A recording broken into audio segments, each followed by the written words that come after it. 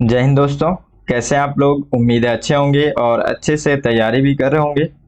आप सभी की तैयारी को और बेहतर करने के लिए मैं 30 और 31 जुलाई का करंट अफेयर्स लेकर के आ गया हूं, जो कि the Hindu, Indian express, PIB, economic times और डाउन टू अर्थ, जिसमें भी जो करंट अफेयर्स इंपॉर्टेंट होते हैं उनको मैं लेकर के आता हूं। साथ ही साथ देखिए, हमारे ये टेलीग्राम चैनल है, उसमें हम लोग लगातार जो है करंट अफेयर से रिलेटेड जितने भी एक आंसर राइटिंग प्रैक्टिस करना होता है वो सारी चीजें हम लोग इसमें कर रहे हैं। और प्लस ये जो पीडीएफ वगैरह जो यहाँ से हम लोग को जो भी रहता है वो सब हम लोग वहीं पे मिल जाता है हम लोग को टेलीग्राम में।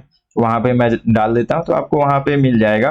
टेलीग्राम में जाकर के आप जुड़ सकते हैं और उसमें आप देखिएगा खेलो आईएएस एकेडमी आप लिखते हैं तो आप वहां आपको सर्च करेंगे तो मिल जाएगा, या फिर वीडियो के डिस्क्रिप्शन में भी आपको लिंक मिल जाएगा। चैनल को सब्सक्राइब कर लीजिएगा, ठीक है। आपको उससे देखिए हम दोनों को फायदा होता है, मुझे मोटिवेशन मिलता है। आपको चैनल को सब्सक्राइब करने से एक तरीके से आप हमारे साथ जुड़ जाते हैं और फिर उस तरीके से लगातार आप भी सीक्वेंस वाइज आप बहुत अच्छे से अपना तैयारी करते हैं। और मैं काफ़ी अच्छे से तैयारी भी आपको पूरा कोशिश कर रहा हूँ कि मैं बेहतर कर सकूँ और लगातार मैं और सुधार करते जा रहा हूँ और इसी तरीके से मैं और बेहतर करता जाऊँगा। बस आप लोगों का सपोर्ट चाहिए। बेल आइकन दबा लीजिएगा ताकि आपको जब भी यहाँ पे ये मैसेज आता है, जब मैं वीडियो अपलोड करता हूँ तो आपको तुरंत मैसेज आएगा। तो क्या होगा कि उससे आपको आप किसी भी काम में अगर उलझे हैं, मान के चलिए कुछ भी आप कर रहे हैं, तो उस समय आपको एक याद दिला देता है कि आपका आज जो है उसको करंट अफेयर्स को कंप्लीट करना है, ठीक है। तो इस हिसाब से आप साथ में जुड़ करके अपना करंट अफेयर्स बहुत अच्छे से बेहतर कर सकते हैं। और साथ ही साथ देखिए, वीडियो को लाइक करते हैं तो उससे थोड़ा सा एक समझ में आता है कि जो मैं अभी इतना जो काम किया हूँ, आज का जो वीडियो है उसमें आप सब लोगों को पसंद आ रहा है, तो उससे एग्री होते हैं। तो आप बिल्कुल उस चीज को कीजिएगा, ठीक है। चलिए आज देखते हैं हम लोग को क्या क्या पढ़ना है। तो आज हम लोग देखेंगे सबसे पहले तो डेली मैप जो हम लोग प्रैक्टिस करते हैं उससे शुरुआत करेंगे। उसके बाद से कंवल और अमराबाद बाघ अभ्यारण्य इसको देखेंगे, फिर कृष्ण राज सागर बांध इसको देखने वाले, फिर सुंदरबन मैंग्रोव मैंग्रोव ये हो गया, फिर झींगा हो गया, फिर मैंग्रोव सेल हो गया। ये बहुत ज्यादा मतलब एक मोस्ट इम्पॉर्टेंट ये टॉपिक है यूपीएससी का, सबसे ये एक तरीके से फेवरेट ये टॉपिक है। मैं अभी पिछले दिन आपको एक वीडियो दिया था जिसमें हम लोग देख रहे थे कि जो यूपीएससी प्री 2023 का जो जितना भी वो हुआ है, अभी एग्जाम हुआ है, उसमें जो प्रश्न आया हुआ उसका हम लोग एनालिसिस कर रहे थे। तो उसमें हम लोग जब शुरुआत की तो आप देखेंगे कि पूरा एक तरीके से ज्योग्राफी था और उसमें एक हम लोग थोड़ा सा ये भी उसमें देख पा रहे थे कि एक इन्वायरमेंट का जो चीजें हैं, अब ज्योग्राफी में लगभग ये सब भी टच हो जाते हैं। तो वो सारी चीजें हम लोग देख रहे थे कि कितना ज्यादा उधर से प्रश्न पूछा जा रहा है और किस तरीके से पूछा जा रहा है। तो उसी तरीके से ये जो है ना, और लगातार आप देखेंगे ना तो ये इधर जो जितने भी इस तरीके जैव विविधता वाली चीजें हैं ना, वो यूपीएससी की ज्यादातर फेवरेट वहाँ टॉपिक्स हैं। तो वहां से प्रश्न बनता ही है। थोड़ा सा इस पे ज्यादा फोकस रखेंगे आप। यहाँ से मैं मेंस का एक प्रश्न भी देने वाला हूँ, आप उसको अच्छे से तैयारी करेंगे। और इसमें जो मैं टॉपिक आपको अभी बताऊंगा, जो जो कंटेंट दूंगा, वो आप जब तक एग्जाम की तैयारी करेंगे तब तक आपके काम आएगा। बस एक बार आप अच्छे से समझ लेना, आप चाहो तो उसको रट लेना, लिख करके रख लेना आप, ठीक है। हमेशा काम आएगा इस क्षेत्र से अगर आपको प्रश्न बना, चाहे वो प्रीलिम्स हो चाहे मेंस हो, ठीक है। तो आप देखिए आगे चलकर पूरा वीडियो देखिए, आप खुद उस चीज को समझ जाएंगे कि हकीकत में आपको बहुत अच्छा कंटेंट यहाँ से मिला है। प्लस यहाँ पे आप देखेंगे साइन पहल ये क्या है, तो हम लोग इसको देखने वाले हैं। उसके बाद से सेमीकंडक्टर यहाँ ये उद्योग और इसका महत्व क्या है, तो इसके बारे में हम लोग देखेंगे। फिर नई कान खजूरा प्रजाति है, ये प्रजाति अभी नया मिला हुआ है, तो हम लोग इसके बारे में देखेंगे कि किस तरीके से कोई नई प्रजातियां भी मिलती हैं तो उससे संबंधित कुछ विशेषताएं जो है वो पूछ लेता है, तो हम लोग इसको ध्यान रखेंगे और इसको थोड़ा अच्छे से पढ़ेंगे। उसके बाद से वन संरक्षण संशोधन विधेयक 2023 ये अब पारित हो गया है। इससे पहले भी मैं इसको पढ़ा चुका हूं। और देखिए लगातार न्यूज में अगर कोई भी चीज लगातार चल रहा है तो उस चीजों को मैं ना पढ़ा करके मैं और जितने भी इम्पोर्टेंट चीजें हैं जो हम लोग से छूट जाता है मैं उनको कवर करने की कोशिश करता हूं। अगर इम्पोर्टेंट हो, जैसे कि ये मैं फिर से आपको आज पढ़ाऊंगा, प्लस इसमें कुछ एडिशन किया हूं क्योंकि जो बदलाव हुए हैं उनको हम लोग को थोड़ा ध्यान रखना जरूरी है। तो उस बदलाव के साथ मैं इसको एक बार फिर से रिवाइज कर रहा हूँ। ये हमारे लिए इम्पोर्टेंट है इसलिए भी मैं रिवाइज कर रहा हूँ। तो मैं मेरे हिसाब से जो चीजें आपको लगता है कि इम्पोर्टेंट है तो मैं उसी हिसाब से काम कर रहा हूँ, ठीक है। आप लोग बस थोड़ा सा भरोसा करके साथ में चलिए। अगर कोई चीज़ और भी इम्पोर्टेंट है लगातार न्यूज़ में आ रहा है तो मैं भी लगातार पढ़ाऊंगा, कोई दिक्कत नहीं है। लेकिन हम लोग करंट अफेयर्स पढ़ रहे हैं, और करंट अफेयर्स का मतलब है कि हर दिन का जो एक घटनाएं हो रही हैं उसमें अगर कुछ महत्वपूर्ण घटना है और वो घटना अगर हम लोग से छूट जाए तो वो प्रॉब्लम है। हम लोग को हर दिन कुछ ना कुछ नई घटनाएं हो रही हैं तो उनको पढ़ना है।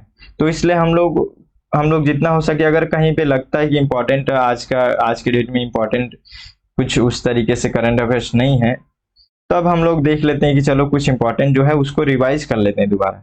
ठीक है, तो ये सब चीजों को मैं देख करके चल रहा हूँ। बस आप लोग अच्छे से अपना तैयारी कीजिए और पूरा वीडियो को देखिए, समझिए, इसका पूरा फायदा उठाइए। मेरा कहने का मतलब ये है, पूरा हिंदी में और बहुत अच्छे से जितना हो सकता है, और लगातार मैं बेहतर कर भी रहा हूँ और बेहतर कर रहा हूँ। बस आप लोग साथ में जुड़े रहिए, ठीक है, और अच्छे से अपना तैयारी कीजिए, मैं वही चाहता हूँ।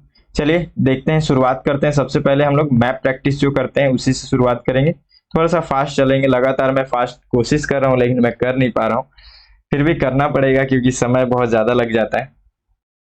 देखिए, आज हम लोग गोलान हाइट्स के बारे में देखने वाले हैं। ये लगातार चल रहा है, लगातार आप पिछले साल से भी आप देख रहे होंगे। लेकिन क्या है कि अब हमारे पास जब भी आता है, कोई संभावना नहीं है ना कभी भी इधर से अगर प्रश्न बन जाए तो, क्योंकि आप देखेंगे कि वर्ल्ड लेवल पे 1 से 2 प्रश्न बनता ही बनता है इस तरीके का मैपिंग वाला प्रश्न।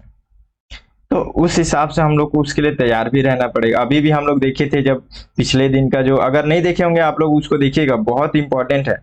ठीक है, प्रीवियस ईयर का जो एग्जाम कैसे हुआ, उसका जो क्वेश्चन था, किस तरीके से क्वेश्चन का फ्रेमिंग था, कैसे बना हुआ था, ताकि हम लोग आगे उस हिसाब से पढ़ पाएंगे ना, तैयारी कर पाएंगे। तो बहुत जरूरी है, उसको जरूर देख लीजिएगा। ठीक है, तो हम लोग उसमें भी देखे थे कि इस तरीके का क्वेश्चन पूछ रहा है ना। तो इसलिए हम लोग को देखना जरूरी है। यहाँ पे गोलान हाइट्स, इसके बारे में हम लोग देखेंगे। ये जो जगह है, मेन इससे इंपॉर्टेंट यही है कि इससे कौन कौन से देश जुड़े हुए हैं, खास करके सबसे ज्यादा इंपॉर्टेंट है हमारे लिए। तो इसको थोड़ा सा हम लोग बड़े मैप में देख लेते हैं, फिर आएंगे यहाँ पे, ताकि हम लोग को ज्यादा अच्छे से क्लियर हो। देखिए यहाँ पे ये हमारा भारत है, और अब देखते हैं इधर से अगर ये पश्चिमी क्षेत्र जाएंगे तो आप देखेंगे पाकिस्तान आएगा, फिर ईरान आएगा, फिर इराक आएगा, फिर सीरिया आएगा, और उसके बाद से आप यहाँ पे देखते हैं ये सीरिया आएगा। फिर यहाँ पे आप देखेंगे कि ये हम लोग मेडिटेरियन सी भी देख चुके हैं, है ना। तो उसी से जुड़ा हुआ है ये सीरिया, और सीरिया से फिर आप यहाँ देखेंगे लेबनान के बाद से आप इसराइल देखेंगे। तो मैं यही वाले आपको एरिया को बता रहा हूँ, इसमें साथ में जॉर्डन भी जुड़ा हुआ है। यही वाले एरिया को अब हम लोग थोड़ा सा करीब से देखते हैं, चलिए। ठीक है, तो ये है गोलान हाइट्स। अब हम लोग इसको करीब से देख रहे हैं यहाँ पे आप, ये मेडिटेरियन सी है, और मेडिटेरियन सी देख रहे हैं कि आप ये लेबनान और इसराइल को टच कर रहे हैं। गोलान हाइट्स जो है इन्हीं देशों के बीच में है, तो हम लोग देखेंगे। उससे पहले ये प्राकृतिक चित्र देख लीजिए, कुछ इस तरीके का क्षेत्र है वो गोलान हाइट्स जो है। ठीक है, तो चलिए देखते हैं हम लोग। जो गोलान हाइट्स है ना, वो लगातार ज्यादातर ये है कि खास करके सीरिया और इसराइल के बीच में थोड़ा ज्यादा ये एक विवादित एरिया है। ठीक है, तो इसके कारण से न्यूज में रहता है। अब गोलान हाइट्स से देखिए कौन कौन से देश जुड़े हुए हैं। तो पहला सीरिया हो गया, दूसरा लेबनान हो गया, क्योंकि ये यहाँ से इसका बाउंड्री को टच कर रहा है, और फिर सीरिया हो गया, सीरिया भी ये पूरा टच कर रहा है। उसके बाद से आप देखेंगे यहाँ पे जॉर्डन। तो ये जो गोलान हाइट्स है, इसको 4 देश जो है वो टच करते हैं। ठीक है, फर्स्ट इसको याद रखेंगे। थोड़ा सा 1-2 पॉइंट हम लोग इसमें ये भी समझ लेते हैं, क्योंकि क्या है कि हम लोग जब किसी पॉइंट के बारे में पढ़ते हैं तो 1-2 थोड़ा एक्स्ट्रा इसके बारे में कुछ पढ़ते हैं ना, तो हम लोग थोड़ा ज्यादा याद रहता है ना। तो देखिए इसराइल जो है, इस पे ज्यादातर इसका मतलब अपना प्रभुत्व जमा रहा है, और ये ऐसा क्षेत्र है ना कि लगभग हर एक देश इस पे कंट्रोल करना चाहेंगे। देखिए कैसे, इसका क्या विशेषता हो सकता है कि देखिए ये कुछ इस तरीके का एरिया है। तो कुछ जानकार क्या हम लोग भी इस तरीके से सोच सकते हैं कि क्या ऊपरी क्षेत्र है, तो ऊपरी क्षेत्र होने के कारण से आप सारे देशों को, एक आपके जितने भी पड़ोसी देश हैं उन सब पे आप नजर रख सकते हैं। उससे भी खास बात, अगर इस क्षेत्र को कोई एक देश का अगर ये एरिया हो, तो ये ऐसा देश है कि इस जगह पे आप इकोनॉमिकली तरीके, मतलब एक तरीके से हर एक देश से आप बहुत करीब यहाँ पे रहेंगे। मतलब आप कहीं ना कहीं इकोनॉमिकली मतलब क्षेत्र में, व्यापार के क्षेत्र में आप बहुत अच्छे से आगे बढ़ सकते हैं यहाँ से। क्योंकि व्यापार करने के लिए आपको जितना ट्रांसपोर्ट वगैरह का जो यहाँ पे प्रॉब्लम है, या फिर एक तरीके से खर्च है, उसको आप कहीं ना कहीं बहुत कम कर सकते हैं, और पहुंच बहुत ज्यादा बना सकते हैं अलग अलग देशों के पास इस क्षेत्र में। राजनीतिक तरीके से देख सकते हैं। ठीक है, युद्ध वगैरह के क्षेत्र में आप वहां पे भी देख सकते हैं कि ये ऐसा एरिया जहां चारों अगर आपके पड़ोसी देशों से जुड़ा हुआ है, तो कोई भी अगर किसी भी तरीके से अगर किसी के ऊपर, हालांकि ये सब एक विचार हम लोग सोच रहे हैं केवल क्या क्या और इसमें संभावनाएं हैं। ठीक है, कुछ ऐसा युद्ध करने का विचार नहीं है। तो ये कुछ बातें हैं इसके बारे में, गोलान हाइट्स के बारे में। ठीक है, तो इतना आप क्लियर रखेंगे। सबसे मोस्ट चीज क्या है, सबसे मोस्ट इंपॉर्टेंट क्या है, लेबनान, ठीक है, गोलान हाइट्स से जुड़ा हुआ है, सीरिया जुड़ा हुआ है, जॉर्डन जुड़ा हुआ है, इजराइल जुड़ा हुआ है। ठीक है, चलिए अब आगे बढ़ते हैं। देखिए, कवल और अमराबाद बाघ अभ्यारण्य, ठीक है, तो इसके बारे में हम लोग को पढ़ना है। ये इसलिए यहाँ पे जो है न्यूज में चल रहा है क्योंकि इन आप लगातार अभी तो कुछ दिनों से जो है बाघ का ये जो है मतलब एक तरीके से इनका जनसंख्या घट रहा है, तो ये न्यूज में लगातार है ना। तो ये सब चीजों पे विचार लगातार चल ही रहा है, तो कहीं ना कहीं इससे संबंधित जितने भी अभ्यारण्य है उसको हम लोग को पढ़ना जरूरी है। अभी ये चीजें हैं, कुछ और भी चीजें थी जिसको मैं अगली बार लेकर के आ जाऊंगा, लेकिन हम लोगों को अभी कम से कम यहाँ पे 2 अभ्यारण्य मिल रहा है पढ़ने को, तो हम लोग को कुछ अच्छे से उसको पढ़ना पड़ेगा। देखिए, इसमें क्या बताया जा रहा है कि लगभग यहाँ पे 2018 में 26 बाघ थे, यानी कि एक तरीके से इन्हीं को बड़ी बिल्लियां भी कहा जाता है। ठीक है, आप लोग को अगर जानकारी होगा तो इन्हीं को बड़ी बिल्लियां भी कहा जाता है। तो 2018 में 26 थे, लेकिन 2022 में ये 21 हो गए हैं, तो कहीं ना कहीं इनकी जनसंख्या में कमी हुई है। और ये जो अभ्यारण्य है वो तेलंगाना के क्षेत्र में है। ये तेलंगाना का मैप है, ठीक है, तेलंगाना राज्य का ये मैप है अलग से। ठीक है, ये 2014 में आप देखे होंगे कि ये आंध्र प्रदेश से अलग हुआ था, तो उस समय का अब मैप इस तरीके से है। तो इसमें आप देखते हैं कि जो कवल टाइगर रिजर्व है ये आप तेलंगाना के उत्तरी क्षेत्र में देख रहे हैं यहाँ पे। ठीक है, और एक चीज आप देखेंगे कि मैप को यहाँ पे तो पूरा मैप मैं नहीं रखा हूँ, लेकिन फिर भी मैं आपको बता सकता हूँ। इधर है ये पूरा, ये छत्तीसगढ़ का एरिया है, तो ये छत्तीसगढ़ से बॉर्डर यहाँ पे लगा हुआ है। प्लस आप इधर का एरिया जाएंगे तो ये बॉर्डर लाइन पे है, मैं ये बताना चाहता हूँ। इधर का एरिया जो है यहाँ पे आपको महाराष्ट्र दिख जाएगा। ठीक है, तो ये महाराष्ट्र के बाउंड्री से पूरा जुड़ा हुआ है। ऊपरी क्षेत्र में, उत्तरी क्षेत्र में है ये अपना तेलंगाना के। और आप अमराबाद टाइगर रिजर्व को देख रहे हैं कि ये दक्षिणी क्षेत्र में है। ठीक है, तो दक्षिणी क्षेत्र में आप यहाँ पे देख रहे हैं कि ये कहीं ना कहीं आंध्र प्रदेश के मतलब यहाँ पे सीमा को टच करता है। तो हम लोग देखेंगे पूरा सारी चीजों को हम लोग देखेंगे जितना जानकारी हो सकता है। चलिए आगे देखते हैं, थोड़ा मैप में पहले देखना जरूरी था। देखिए, तेलंगाना जिसके एक तरफ यहाँ पे गोदावरी नदी और दूसरी तरफ महाराष्ट्र की सीमा है, तो यहाँ पे आप देखेंगे कि इसमें एक गोदावरी नदी के बारे में भी हम लोग आगे पढ़ने वाले हैं। जो ये कवल जो रिजर्व है इसके आप ये अच्छा इसके दक्षिणी क्षेत्र में कहेंगे। ठीक है, मतलब ये जो टाइगर रिजर्व है उसके दक्षिणी क्षेत्र में बहता है। ठीक है, गोदावरी नदी, यानी कि गोदावरी नदी को हम लोग देखें तो गोदावरी नदी के उत्तर में जो है कवल टाइगर रिजर्व है। ठीक है, हर तरफ से सोचना पड़ेगा ना। और यहाँ पे हम लोग देखें कि इसके दूसरी तरफ महाराष्ट्र की सीमा है, मतलब ये वाला एरिया को बोला जा रहा है, ये जो सीमाएं है ना ये महाराष्ट्र की सीमा से भी इससे जुड़ा हुआ है। तो वही बातें बताई जा रही है। उसके बाद से देखिए आगे, दक्कन प्रायद्वीपीय मध्य उच्च भूमि का ये एक हिस्सा है, ये जो टाइगर रिजर्व है उसके बारे में। अब अभी हम लोग कवल टाइगर रिजर्व के बारे में केवल पढ़ रहे हैं। ठीक है, ये वाला क्षेत्र को। यहाँ पे जो नदियां हैं, वो जो नदी है वो गोदावरी और कदम नदियों का जलग्रहण क्षेत्र है जो अभ्यारण्य के दक्षिण में है। मैं अभी बताया हम लोग क्या कर रहे हैं, अगर अभ्यारण्य को मेन पॉइंट में रखें तो नदी जो है वो अभ्यारण्य के दक्षिणी क्षेत्र में बह रही है। अगर हम लोग नदी को मेन पॉइंट में रखें तो नदी यानी कि कावेरी नदी के उत्तरी क्षेत्र में, उत्तर में जो है ये अभ्यारण्य है। ठीक है, तो ये जो छोटा छोटा चीज है ना, प्रश्न में अगर आपको अभी 2024 के एग्जाम में एक पॉइंट बस आ जाए कि कवल टाइगर रिजर्व गोदावरी नदी के पूर्वी क्षेत्र में अवस्थित है, तो आपका फिर मतलब दिमाग वहां घूमने लग जाएगा, क्योंकि हम लोग इसको नॉर्मली पढ़ते हैं। अभी अभी ये ऑप्शन गलत है, क्योंकि यहाँ पे तो पूर्वी क्षेत्र में है ही नहीं, है तो उत्तरी क्षेत्र में है। लेकिन उत्तर पूर्व पश्चिम इतना ही में तो प्रश्न क्या करना है, गलत करने के लिए हम लोग अभी डिस्कस करेंगे कि एग्जामिनर्स आगे चल करके मैं अगला जब वीडियो लाऊंगा धीरे धीरे करके सब चीज़ें लाऊंगा, आप लोग थोड़ा सा ध्यान देंगे, छोटी छोटी बातें बहुत इंपॉर्टेंट होती हैं। कभी आप ये सोचे होंगे, अगर सोचे होंगे तो बहुत अच्छी बात है, कभी सोचे होंगे कि एग्जामिनर गलत करने के लिए वो कितना ज़्यादा उसके बारे में सोचता होगा। जितना ज़्यादा उसको सही ऑप्शन के लिए नहीं सोचना पड़ता होगा ना, उतना गलत सोचना पड़ता होगा, पता है आपको। क्योंकि ये ऐसा चीज़ है कि आपको गलत करने, जो ऑप्शन है उसको गलत बनाने के लिए उसको गलत ऐसे भी बनाना है कि हम लोग को पता भी नहीं चले कि वो गलत है ऑप्शन, और हम लोग को थोड़ा ज़्यादा एफर्ट करना पड़े, मतलब स्टूडेंट को ज़्यादा एफर्ट करना पड़े। अगर वो अच्छे से पढ़ा हो, अच्छे से समझ हो, तभी वो आंसर निकाल पाए, तभी उस ऑप्शन को गलत कर पाए। तो ये बहुत चैलेंज रहता है एग्जामिनर्स को किसी ऑप्शन को गलत करने का। चलिए आगे बढ़ते हैं, वो सब हम लोग कर लेंगे, उसमें पढ़ेंगे हम लोग जब एग्जाम वगैरह का बात करेंगे। तो आगे देखते हैं।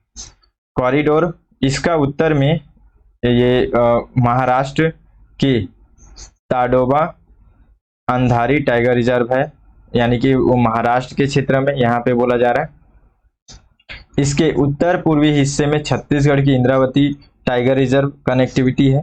तो देखिए एक चीज ध्यान दीजिएगा, हम लोग लगातार पिछला अभी ज्यादा दिन, एक ही दिन हुआ है, अगर आप लोग प्रीवियस ईयर का जो क्वेश्चन देखे होंगे तो ये सब चीजें हम लोग को अभी इंपॉर्टेंट लग रहा है, क्योंकि ऐसे ही प्रश्न वहां से बन रहे हैं, है ना। तो ये जो आप बोल, यहाँ पे आप देखेंगे कि जो मैप है ना, मैं यहाँ पे MH कर देता हूँ महाराष्ट्र, ठीक है, यहाँ पे मैं CG कर देता हूँ छत्तीसगढ़, ठीक है। तो अब आपको इसको ये 20 से अगर बांटते हैं तो ये वाला जो क्षेत्र है ना, ये बाउंड्री से लगा हुआ, ये वाला जो क्षेत्र है यहाँ पे आपको दिखेगा ये ताडोबा अंधारी टाइगर रिजर्व, ये वाला क्षेत्र में। और इधर वाले क्षेत्र में आप देखेंगे कि यहाँ पे आपको दिखेगा इंद्रावती टाइगर रिजर्व, ठीक है। तो ये दोनों टाइगर रिजर्व, यानी कि यहाँ पे 3 टाइगर रिजर्व हैं जो कहीं ना कहीं एक दूसरे से जुड़े हुए हैं। तो उनका लोकेशन, उनका स्थान वो थोड़ा सा आप ध्यान में रखेंगे। हम लोग मैप के थ्रू पढ़ रहे हैं तो हमारे को इजी लग रहा है, अगर मैप यहाँ पे मैं नहीं रखा होता, इसको ऐसे पढ़ता जाता तो आपको ऐसा क्लियर नहीं हो पाता, ठीक है। तो आप ध्यान रखेंगे कि ये कहीं ना कहीं एक त्रिभुज का आकार में 3 यहाँ पे जो है टाइगर रिजर्व जो हैं एक दूसरे के आसपास में है, ठीक है। चलिए आगे देखते हैं यहाँ का पर्यावरण कैसा है। इसमें घने जंगल, घास के मैदान, खुले क्षेत्र, नदियां, झरने और जल निकाय शामिल हैं। वनस्पति दक्षिणी उष्णकटिबंधीय शुष्क पर्णपाती वन है। ये सब आप देखे होंगे ना, ये सब प्रश्न ऑप्शन में आता है ना, एक एक ऑप्शन में। तो इधर का एरिया कैसा है, दक्षिणी उष्णकटिबंधीय शुष्क पर्णपाती वन है। देखिए मैं जहां पे मैं बोल देता हूं कि आपको रट लेना, ये भी आपको रटने का चीज है, लेकिन थोड़ा सा समझ भी इसमें अगर आप समझते हैं तो भी आपको आप आंसर निकाल सकते हैं, ठीक है। जैसे कि काफी अच्छे से तो मैं शायद नहीं बना पाऊंगा, लग रहा है, उम्मीद नहीं है, फिर भी कोशिश करता हूँ, ठीक है। बस इतना ही है। ये हम लोग का दक्षिणी क्षेत्र इधर से चालू हो जाता है। तो हम लोग दक्षिणी क्षेत्र में जाएं, मतलब अगर मैं इसको चारकोन बना लेता हूँ, ज्यादा अच्छे समझ में आएगा। हम लोग देखें ये हमारा भारत है, ठीक है। तो भारत का ये उत्तरी क्षेत्र है, ये दक्षिणी क्षेत्र है, ठीक है।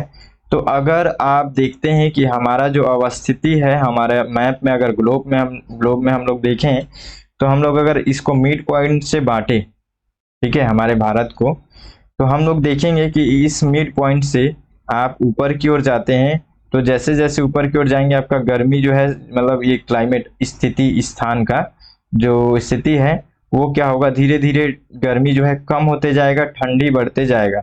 हम लोग एक ऐसा स्थिति आता है कि जम्मू कश्मीर वाले क्षेत्र में आप चले जाते हैं तो वहां पे आपको ज्यादातर ठंडी अत्यधिक महसूस होगा। फिर ये मिड पॉइंट से जैसे ही आप नीचे की ओर आते जाएंगे, जैसे जैसे आते जाएंगे आपको बहुत ज्यादा गर्मी का एहसास होगा, ठीक है।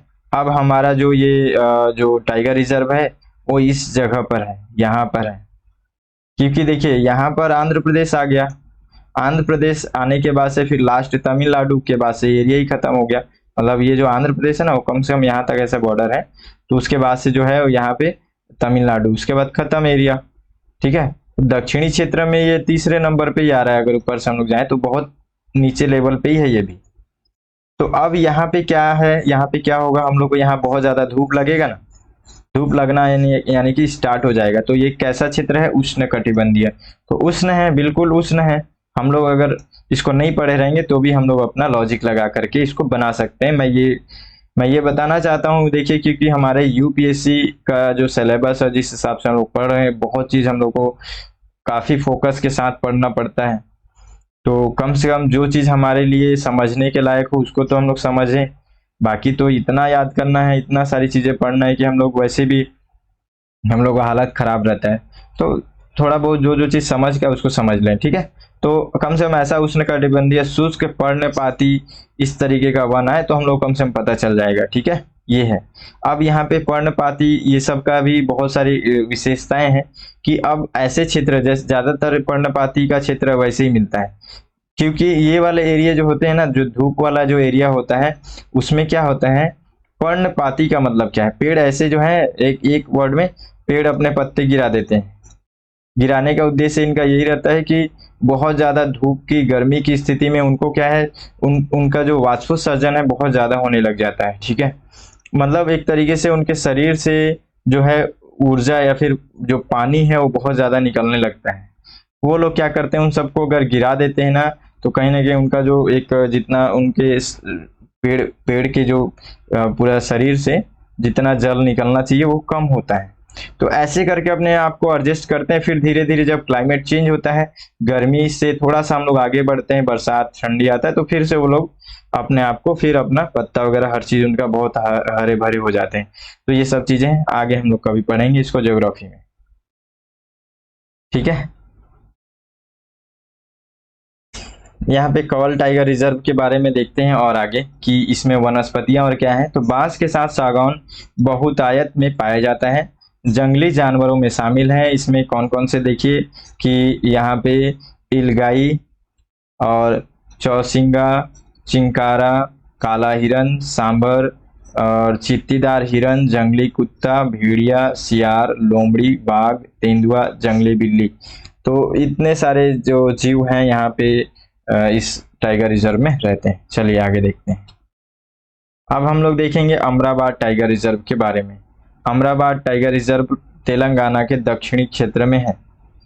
फिर कवल टाइगर रिजर्व के बेस को बना करके बेस से देखें तो हम लोग कवल टाइगर रिजर्व के दक्षिणी क्षेत्र में यह है।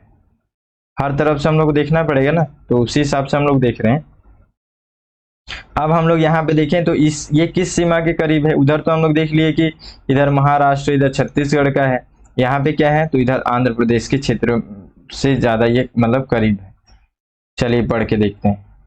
तेलंगाना के दक्षिणी भाग में नगर कुर्नूल और नलगोंडा जिले में स्थित है ये, और 1983 में एक अभ्यारण्य के रूप में अधिसूचित किया गया था, और राज्य विभाजन के बाद से 2015 में अमराबाद टाइगर रिजर्व घोषित किया गया, ठीक है। नल्ला मल्ला वन के एक हिस्से को कवर करता है। मतलब ये नल्ला मल्ला जो एक वन क्षेत्र जो है, हम लोग ये बहुत ज्यादा इस तरीके से वर्ड हम लोग सुनते हैं, अगर ज्योग्राफी आप पढ़े होंगे तो पता चलेगा कि वो बहुत ज्यादा बड़ा एरिया है। तो उस एरिया का कुछ भाग जो है इसके अंदर भी आता है, ठीक है। विभिन्न प्रकार की वनस्पतियों और जीवों का ये घर भी है। और देखते हैं अमराबाद टाइगर रिजर्व के बारे में और क्या क्या खास बातें हैं। तो इस टाइगर रिजर्व की पहाड़ी इलाका गहरी घाटियों के साथ यहाँ पे कृष्णा नदी का जल ग्रहण क्षेत्र भी बनाता है। तो इधर अब कृष्णा नदी का क्षेत्र आप देखेंगे। और वनस्पति में यहाँ पे 30% क्षेत्र घनी घास यहाँ पे पाई जाती है, और अतिरिक्त 20% में बिखरी हुई पाई जाती है। मतलब थोड़ा थोड़ा, लेकिन 30% जो है इस, मतलब ये जो आरक्षित क्षेत्र, ये पूरा 100% क्षेत्र हुआ। अब इसमें 30% पूरा घने रहते हैं, बाकी जो 20% है, 30 और 20 तो 85 हुआ ना, ठीक है, छोड़ दीजिए, कोई दिक्कत नहीं। आगे बढ़ते हैं। जीव जंतु बाघ, तेंदुआ, जंगली कुत्ता और भारतीय भेड़िया और भारतीय लोमड़ी, ठीक है, और रस्टी स्टॉपेड बिल्ली, स्मॉल इंडियन सीवेड, स्लॉथ भालू और हनी बेजर और जंगली सुअर आदि यहाँ पे मिलते हैं। देखिए ये जो इतने सारे जीव के नाम यहाँ पे रख दिया हूँ, तो ये याद नहीं करना है बिल्कुल भी। हम लोग इसको नॉर्मली पढ़ते हैं, क्योंकि हमारे दिमाग में इस तरीके की चीजें जो है ना, थोड़ा सा उस अगर किसी भी चीज के बारे में पढ़ रहे हैं तो कुछ एक्स्ट्रा चीजें पढ़ते हैं तो ज्यादा अच्छे से हम लोग को आगे बढ़ते हैं, समझ में आता है। और ये सब थोड़ा व्यवहार में आता है कि अच्छा उस एरिया में मतलब इस तरीके की ही चीजें होंगी, तो थोड़ा सा हम लोग को समझ में आता है धीरे से। तो इसलिए ये सब चीजों को पढ़ना है। बाकी कुछ कुछ चीजें जो है वो हम लोग को याद रखने की चीजें हैं, उसको हम लोग याद रख लेंगे। ठीक है। अब जैसे ये यहाँ पास आप देखेंगे कि ये वाले क्षेत्र में मैप आप देखते हैं तो ये कृष्णा नदी का जल ग्रहण क्षेत्र बनता है। इधर नहरी मतलब यहाँ पे घाटियां वगैरह भी हैं बहुत सारे। तो इस तरीके का ये अमराबाद और कंवल टाइगर रिजर्व में दोनों में इस तरीके का अंतर है। ठीक है। और जैसे वनस्पति का क्षेत्र है तो 30-20% में ज्यादा इधर उधर कुछ करने की जरूरत नहीं है, कोई मतलब नहीं है उसका। हाँ इतना है कि वहाँ पे क्या है, घनी घास पाई जाती है, घास वाले क्षेत्र, प्राकृतिक क्षेत्र उस तरीके का है वहाँ पे। इतना हम लोग को ध्यान में रखना है। ठीक है। चलिए आगे बढ़ते हैं। देखिए हम लोग यहाँ पे राष्ट्रीय बाघ प्राधिकरण पढ़ लेते हैं, क्योंकि हम लोग बाघ के बारे में पढ़ रहे हैं तो थोड़ी सी जानकारी हम लोग को उसके बारे में भी होनी चाहिए। ठीक है। तो हम लोग उसको देख लेते हैं। देखिए भारत सरकार का एक वैधानिक निकाय है जो कि देश में बाघों के संरक्षण और प्रबंधन के लिए जिम्मेदार है। स्थापना 2005 में हुआ। वन्यजीव संरक्षण अधिनियम 1972 में संशोधन के बाद इसकी स्थापना की गई थी। एनटीसीए की प्राथमिक उद्देश्य क्या है कि पूरे भारत में बाघ अभ्यारण्य में बाघों, उनके आवास और जैव विविधता का संरक्षण सुनिश्चित करना है। ठीक है। तो इसमें बस ये स्थापना वगैरह जो कुछ चीजें हैं। बाघ से तो हम लोग पता ही कि बाघ का प्राधिकरण है तो बाघ को ही संरक्षण करेगा ना। तो हम लोग यहाँ पे क्या इंपॉर्टेंट हो जाता है, यहाँ पे स्थापना इंपॉर्टेंट हो जाता है। और वन्य जीव संरक्षण अधिनियम 1972 में संशोधन के बाद की गई थी। तो ऐसे वर्ड जो है इनको हम लोग को याद में रखना ज्यादा जरूरी रहता है। ठीक है। चलिए अब हम लोग यहाँ पे देख रहे हैं कृष्णराज सागर बांध। ठीक है। तो ये अभी जो है लगातार हम लोग देख रहे हैं कि न्यूज में ये सब चीजें चल रही हैं, क्योंकि अभी बरसात का समय है तो बाढ़ भी जहां जहां पे बाढ़ आ रहा है वो नदी चर्चित हो जा रही है। अब यहाँ पे ये बांध जो है, अब यहाँ पे इसमें बाढ़ अधिक, एक जल स्तर से अधिक हो गया तो अब ये न्यूज में चर्चे में आ गया है। तो इस तरीके की चीजों को हम लोग को थोड़ा सा क्या करना है, उसके बैकग्राउंड को पढ़ना है। बाकी यहाँ पे किसी चीज में और कोई इंपॉर्टेंट चीजें नहीं है। तो हम लोग कुछ पढ़ लेते हैं इसके बारे में। और ये बांध काफी इंपॉर्टेंट है, जिस तरीके से इतिहास से जुड़ा हुआ है। चलिए देखते हैं, समझते हैं। यह एक प्रकार का गुरुत्व बांध है। तो सबसे पहले तो हम लोग को इसके बारे में याद रखना है कि एक गुरुत्व बांध है। उसके बाद से ये जो है ये कर्नाटक के मांड्या जिले में कावेरी नदी और उसकी सहायक नदियों, यहाँ पे हेमावती और लक्ष्मण तीर्थ के संगम पर ये स्थित है। बांध के पानी का उपयोग मैसूर, मांड्या में सिंचाई के लिए किया जाता है। देखिए अगर आप ध्यान दिए होंगे प्रश्न पे प्रीवियस ईयर का, तो जो नदी है वो किस किस राज्य के साथ विवादित है, इस तरीके की, चाहे वो जो नदी है वो किस किस राज्य को सिंचित करता है, इस तरीके की प्रश्न आती हैं। तो आप यहाँ पे उस चीज को देख सकते हैं कि इस बांध के पानी का उपयोग मैसूर और मांड्य जो है वो लोग सिंचाई के लिए यहाँ पे इसका उपयोग करते हैं। ठीक है। तो ये सब चीजें जो है, छोटी छोटी चीजें, यही सब प्रश्न बनते हैं हम लोग प्रीलिम्स में। अब देखिए यहाँ पे मैसूर, मांड्या, बेंगलुरु शहर के लिए पानी का ये मुख्य स्रोत है। तो मैसूर, मांड्या, बेंगलुरु, ठीक है, तो इसके लिए मुख्य स्रोत है। हम लोग सारा चीज देखने वाले हैं मैप में, बस आप आगे पढ़ते सुनते जाइए। यह शिवानाथ समुद्र पन बिजली स्टेशन को बिजली की आपूर्ति भी सुनिश्चित करता है। तो यहाँ पे आप ये शिवानाथ समुद्र पन बिजली स्टेशन भी है, इससे संबंधित जुड़ा हुआ है, तो इसको भी थोड़ा सा आप ध्यान रखेंगे। उसके बाद से बांध से छोड़ा गया पानी तमिलनाडु राज्य में बहता है और सलेम जिले के यहाँ पे मेट्टूर बांध में संग्रहित किया जाता है। तो ये अब यहाँ से तमिलनाडु के एरिया में भी ये इसका एक तरीके से प्रवाहित मतलब प्रवाह क्षेत्र उधर भी है। ठीक है। आगे देखते हैं।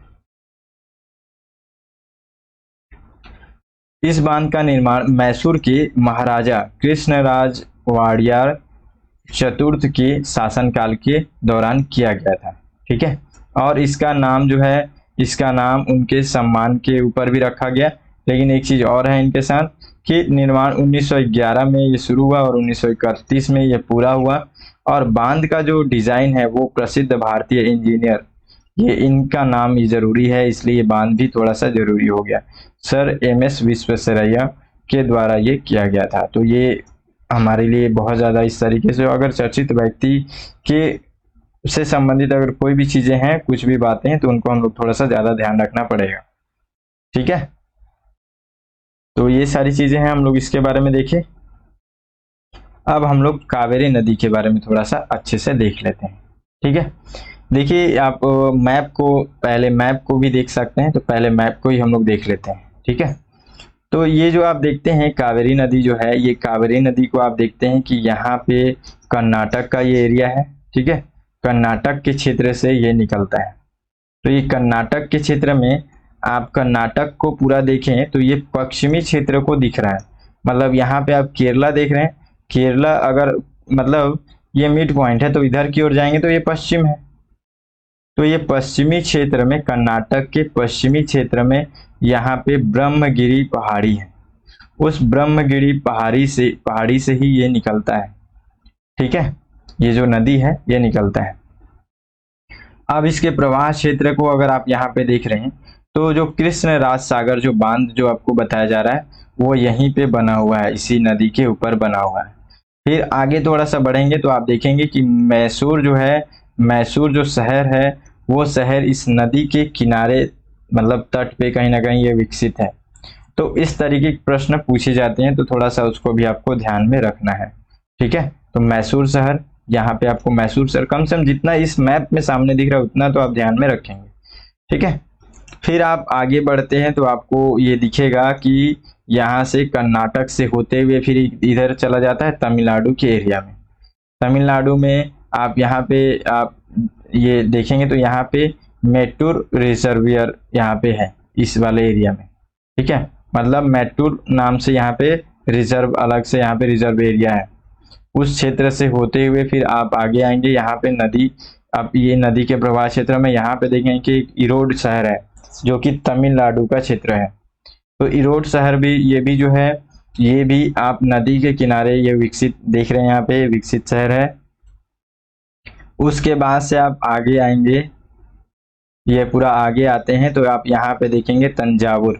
तो तंजावुर वाला एरिया, ये जो सिटी है, ये भी इस नदी के किनारे विकसित हुई है। और आप फिर आगे देखते हैं कि यहाँ से लगातार जो है वो सारी तरफ जो यहाँ पे अपना एक तरीके से ये पूरा डेल्टा का क्षेत्र बनाते हुए जो है बंगाल की खाड़ी में जो है ये गिरती है। ठीक है, तो इस तरीके से हम लोग इसके बारे में देख लिए। अब कुछ खास बातें देख लेते हैं नदी के बारे में। तो ये दक्षिणी भारत की एक पवित्र नदी, और इसी को हम लोग दक्षिण भारत की गंगा भी कहते हैं। ठीक है, इसकी उत्पत्ति जो है कर्नाटक राज्य के पश्चिमी क्षेत्र से, ये ब्रह्मगिरी पहाड़ी से निकलता है। कर्नाटक और तमिलनाडु राज्य से होकर के बहता है। ठीक है, और दक्षिणी पूर्वी दिशा में बहते हुए ये झरनों की श्रृंखला में पूर्वी घाट के नीचे ये उतरता है। कावेरी बेसिन जो है तमिलनाडु, कर्नाटक, केरल राज्यों और केंद्र शासित प्रदेश पुदुचेरी तक फैला हुआ है। तो हम लोग को जितना यहाँ पे दिख रहा है तो ठीक है, लेकिन अब इसके अपवाह क्षेत्र अलग अलग भी यहाँ पे विस्तृत हो जाते हैं, तो कहीं ना कहीं अलग राज्य को भी यहाँ पे फायदा होता है। तो अब इस हिसाब से हम लोग अगर देखें तो यहाँ पे आपको ध्यान देना होगा कि ये तमिलनाडु, कर्नाटक, केरल और फिर ये पुदुचेरी, तो ये चार जो यहाँ पे हमारे राज्य हैं और एक इसमें से केंद्र शासित प्रदेश है। तो इन सभी में ये फैला हुआ है, मतलब एक ये जो नदी है, इन सब ये लोग चार राज्य इससे लाभान्वित होते हैं। ठीक है, नदी तमिलनाडु के मईला दुथुराई, ठीक है, जिले के पुम्पुहार में बंगाल की खाड़ी में गिरती है। ठीक है, तो आप लोग को अगर ये नाम याद हो जाए तो अच्छी बात है, नहीं तो कोई दिक्कत नहीं है। तंजावुर को आप याद रखेंगे तो इससे और एक पॉइंट याद हो जाएगा कि तंजावुर जो है वो कावेरी नदी के तट के किनारे ही ये भी बसा हुआ है, मतलब तटीय क्षेत्र में विकसित हुआ है। अच्छा, अच्छा, वो तो लगभग दिख जाएगा ना आपको। मैं एक बड़ा मैप भी यहाँ पे रखा हुआ था कि कहीं नहीं दिख रहा होगा तो आप यहाँ से देख लेंगे उसको। ठीक है, तो कोई दिक्कत नहीं, हम लोग तो सारी चीजें लगभग दिख रहा था तो हम लोग उसमें पढ़ लिए है। चलिए आगे देखते हैं और इसके बारे में कुछ। तो ये शायद, हाँ, ये हम लोगों ने कंप्लीट कर लिया, इसको छोड़ते हैं अब। अब हम लोग आते हैं यहाँ पे मैंग्रोव सुंदरवन। देखिए यहाँ पे ये बहुत सारे टॉपिक है, सुंदरवन के बारे में भी पढ़ेंगे, मैंग्रोव के बारे में पढ़ेंगे, और मैंग्रोव और झींगा जो सहजीवी हैं ये लोग, इनके बारे में पढ़ेंगे। फिर मैंग्रोव सेल क्या होता है इनके बारे में पढ़ेंगे। और इसको थोड़ा सा आप अच्छे से ध्यान से समझिएगा, क्योंकि ये जो है अभी बहुत ज़्यादा इम्पोर्टेंट टॉपिक है, और यहाँ से आपको अभी मेंस का आंसर राइटिंग भी करना है, ठीक है। तो आप देखेंगे कि 26 जुलाई, अभी जो 26 जुलाई था उस समय जो है यहाँ पे एक तरीके से पारिस्थितिकी तंत्र को संरक्षण के लिए एक अंतर्राष्ट्रीय दिवस के रूप में इसको मनाया जाता है। तो उस समय जो है कुछ लोग मतलब ये मैंग्रोव के क्षेत्र में, ठीक है, पश्चिम बंगाल के क्षेत्र में, समझिएगा थोड़ा सा, ठीक है, कहानी के तरीके से कुछ है, तब हम लोग धीरे से आगे बढ़ेंगे। तो अभी इसमें बहुत सारे ऐसे अलग अलग संगठन बने रहते हैं ना, गैर लाभकारी संगठन भी बने रहते हैं, लाभकारी संगठन बने रहते हैं, ठीक है, अलग अलग अंतर्राष्ट्रीय संगठन भी बने होते हैं ये सब चीजों के संरक्षण के लिए, है ना। तो उसी तरीके से यहाँ भी एक समूह आता है, कहाँ पे, पश्चिम बंगाल उत्तर 24 परगना। अगर कोई यहाँ पे पश्चिम बंगाल से होगा तो आप कमेंट करना, ये 24 जो है उत्तर 24 परगना इस तरीके के नाम है वहाँ पे, ये जिला है, जिले का नाम है इस तरीके का, ठीक है। तो इससे और आगे जाते हैं तो यहाँ पे मीना खान ब्लॉक, ठीक है, उससे भी फिर और आगे जाते हैं तो यहाँ पे आता है चैताल गांव। तो जो चैताल गांव है यहाँ पे ये लोग जाते हैं कुछ लोग, ठीक है, मतलब पारिस्थितिकी तंत्र का एक तरीके से क्या स्थिति है, जैसे नहीं होता है कि ऑब्जर्व करने के लिए, तो उस तरीके से कुछ लोग वहां पे घूमते हुए जाते हैं। द हिंदू का आर्टिकल है ये। तो कुछ लोग जाते हैं वहां पे घूमते हुए दिखते हैं। तो ये जो चैताल गांव है ना, ये गांव के पास मैंग्रोव का क्षेत्र है। ये कहाँ पे हम लोग देख रहे हैं, पश्चिम बंगाल। तो पश्चिम बंगाल का अगर आप क्षेत्र देख रहे हैं, मतलब समझ लीजिए कि बहुत ज्यादा वहाँ पे एक मतलब वो इम्पोर्टेंट एरिया हो गया है, ठीक है, क्योंकि वहाँ पे आप सुंदरवन का जो एरिया है आप पूरा अच्छे से आपको दिखता है। शायद मैं यहाँ पे मैप को लेकर के आना शायद भूल गया हूँ, ठीक है। तो मैप को आप लोग देख लेंगे एक बार थोड़ा सा, क्योंकि बहुत सारी चीजें थी उसको शायद ध्यान नहीं दे पाऊंगा, या फिर रखा हुआ था, छोड़िए उसको, हम लोग पढ़ते हैं आगे। तो जो पश्चिम बंगाल का जो क्षेत्र है वहां पे ये लोग जाते हैं, ठीक है, जो चैताल गांव है वहां पे जाते हैं। तो उन लोगों को वहां का जो एक पारिस्थितिकी तंत्र दिखता है, वहां पे उन लोगों को ये दिखता है कि काफी अच्छे से जो मैंग्रोव की स्थिति है, वो मैंग्रोव की स्थिति बहुत अच्छी है वहां पे। प्लस वहां पे एक जो वैज्ञानिक लोग भी लगातार ये सब चीजों में और अच्छे से पारिस्थितिकी तंत्र के साथ हमारे साथ हमारा विकास भी किस तरीके से हो, ये भी सोचते रहते हैं। तो यहाँ पे उनको ये भी देखने को मिला कि यहाँ पे मैंग्रोव का क्षेत्र बहुत अच्छा है, बहुत अच्छी स्थिति है। प्लस यहाँ पे मैंग्रोव और झींगा ये दोनों सहजीवी के रूप में भी एक दूसरे के साथ मतलब यहाँ पे जीवन यापन कर सकते हैं, करते भी हैं, ठीक है, ये पहले से ही चल रहा है। इसके साथ योजनाएं भी चल रही हैं, काफी इंपॉर्टेंट चीजें मैं यहाँ पे बता रहा हूँ। कुछ अलग चीज है, मैंग्रोव तो हम लोग पढ़ेंगे ही, हर चीज पढ़ेंगे, लेकिन इसके साथ एक और चीज है जो झींगा आप लोग अगर देखे होंगे ना, तो यहाँ पे देख लीजिए, देखे होंगे तो भी ठीक है, लगभग हर चीज को जानकारी होगा, हम लोग अपने देश में जान ही रहे हैं हम लोग का, यहाँ पे अगर रह रहे हैं तो, ठीक है। तो ये होता है झींगा इस तरीके का। तो ये झींगा जो है ना, झींगा और ये मैंग्रोव इस एरिया में जो है, ये झींगे का बहुत ज्यादा मतलब उत्पादन के लिए अनुकूल क्षेत्र है, ठीक है। तो इस तरीके से ये लोग साथ में इनका उत्पादन बहुत बेहतर हो सकता है, इस तरह की बातें इन लोगों ने बताया। प्लस ये लोग ये भी बताए कि कुछ कुछ जो यहाँ पे मैंग्रोव की प्रजातियां हैं ना, उन लोगों के लिए भी मतलब एक उपयुक्त क्षेत्र है। तो हम लोग को इससे ये समझ में आया कि करंट अफेयर्स में अभी कुछ नया नया प्रजातियों का भी हम लोग को अब नाम याद रखना पड़ेगा, क्योंकि वो अभी यहाँ पे चर्चे में है। देखिए जैसे यहाँ पे देखेंगे कि एक मैंग्रोव का एक प्रजाति यहाँ पे देखिए एविसेनिया। तो एविसेनिया एक प्रजाति है ये। तो इस प्रजाति के बारे में जो है यहाँ पे इन लोगों ने बताया, ठीक है, कि उसमें जो है यहाँ पे देखिए आगे पढ़ रहा हूँ कि लवणता पानी और मिट्टी की लवणता से अधिक है। जो इनका जो जड़ वाला एरिया है ना, मतलब ये लोग हर चीज ये लोग का जड़ से ही, सबसे मेन ये लोग का जड़ होता है। ठीक है, ये जड़ वाला क्षेत्र है, ये आप निचला क्षेत्र देखेंगे, पूरा जड़ का क्षेत्र जो है, ये लोग जड़ से ही आप देखेंगे कि इनका ऑक्सीजन का एरिया भी, ऑक्सीजन हर चीज ये लोग का जड़ सबसे महत्वपूर्ण होता है मैंग्रोव का। ठीक है, तो इनको देखेंगे कि मतलब जड़ के जो निचला जो क्षेत्र है वहां से लवणता, लवणता पानी प्लस मिट्टी की लवणता से भी ये लोग का अधिक है, मतलब काफी अच्छे से ये लोग अनुकूल हैं उस चीज के लिए, लवणता में भी या फिर मिट्टी का जो लवणता है उसमें भी, मतलब अधिक लवणीय क्षेत्र में भी ये लोग रह सकते हैं। ठीक है, देखिए, और अधिक मिट्टी से लवणता को अवशोषित करता है, तो वो लोग बहुत मतलब अच्छे से मिट्टी के अंदर भी जो लवणता है उसको भी ये लोग अवशोषित करते हैं। तो ये लोग बाकी जो जितने मैंग्रोव है, मैंग्रोव की अलग अलग और प्रजातियां हम लोग अभी देखेंगे, उसमें ये जो एविसेनिया प्रजाति है ये काफी अच्छा और बेहतर प्रजाति है, अनुकूल प्रजाति है। अगर इनके सामने एक तरीके से जो देखिए यहाँ पे बोला जा रहा है कि लवण युक्त अगर पानी हो, अधिक हो, तो भी ये लोग उसको अवशोषित कर लेते हैं। तो इस तरीके की विशेषताओं के साथ ये एक प्रजाति के बारे में बताया गया इनके। ठीक है, तो इस प्रजाति का खास करके इसको नाम याद रखेंगे, और इसके साथ हम लोग याद रखेंगे यहाँ पे और भी जो प्रजातियां हैं मैंग्रोव की। तो यहाँ से एक पॉइंट इसको अच्छे से नोट कीजिएगा, याद रखना इसको, हेरिटिएरा फॉर्म्स। ठीक है, यानी कि सुंदरी वृक्ष जिसको हम लोग हिंदी में कहते हैं अपना। ठीक है, सब तो वैज्ञानिक नाम है ना इसमें। फिर ये नीपा फ्रूटिकन्स, नीपा पाम। ठीक है, उसके बाद से राइजोफेरा मिक्रोनेट, यानी कि गार्जन वृक्ष।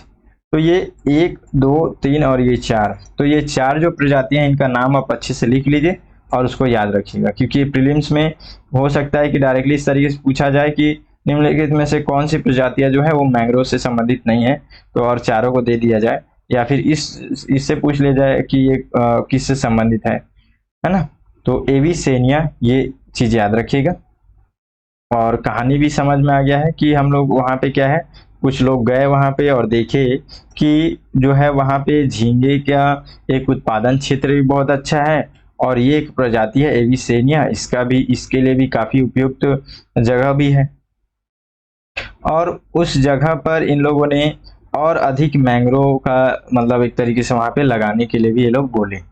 ठीक है, ताकि वहाँ पे और अच्छे से जो है ये अनुकूल जो है यहाँ पे ये झींगा, इसका उत्पादन और बेहतर कर सके हम लोग। ये झींगे को मैं साथ में बार बार लेकर के चल रहा हूँ ना, ये झींगे का बहुत बहुत इंपॉर्टेंस है, हम लोग आगे पढ़ेंगे तो समझ में आएगा।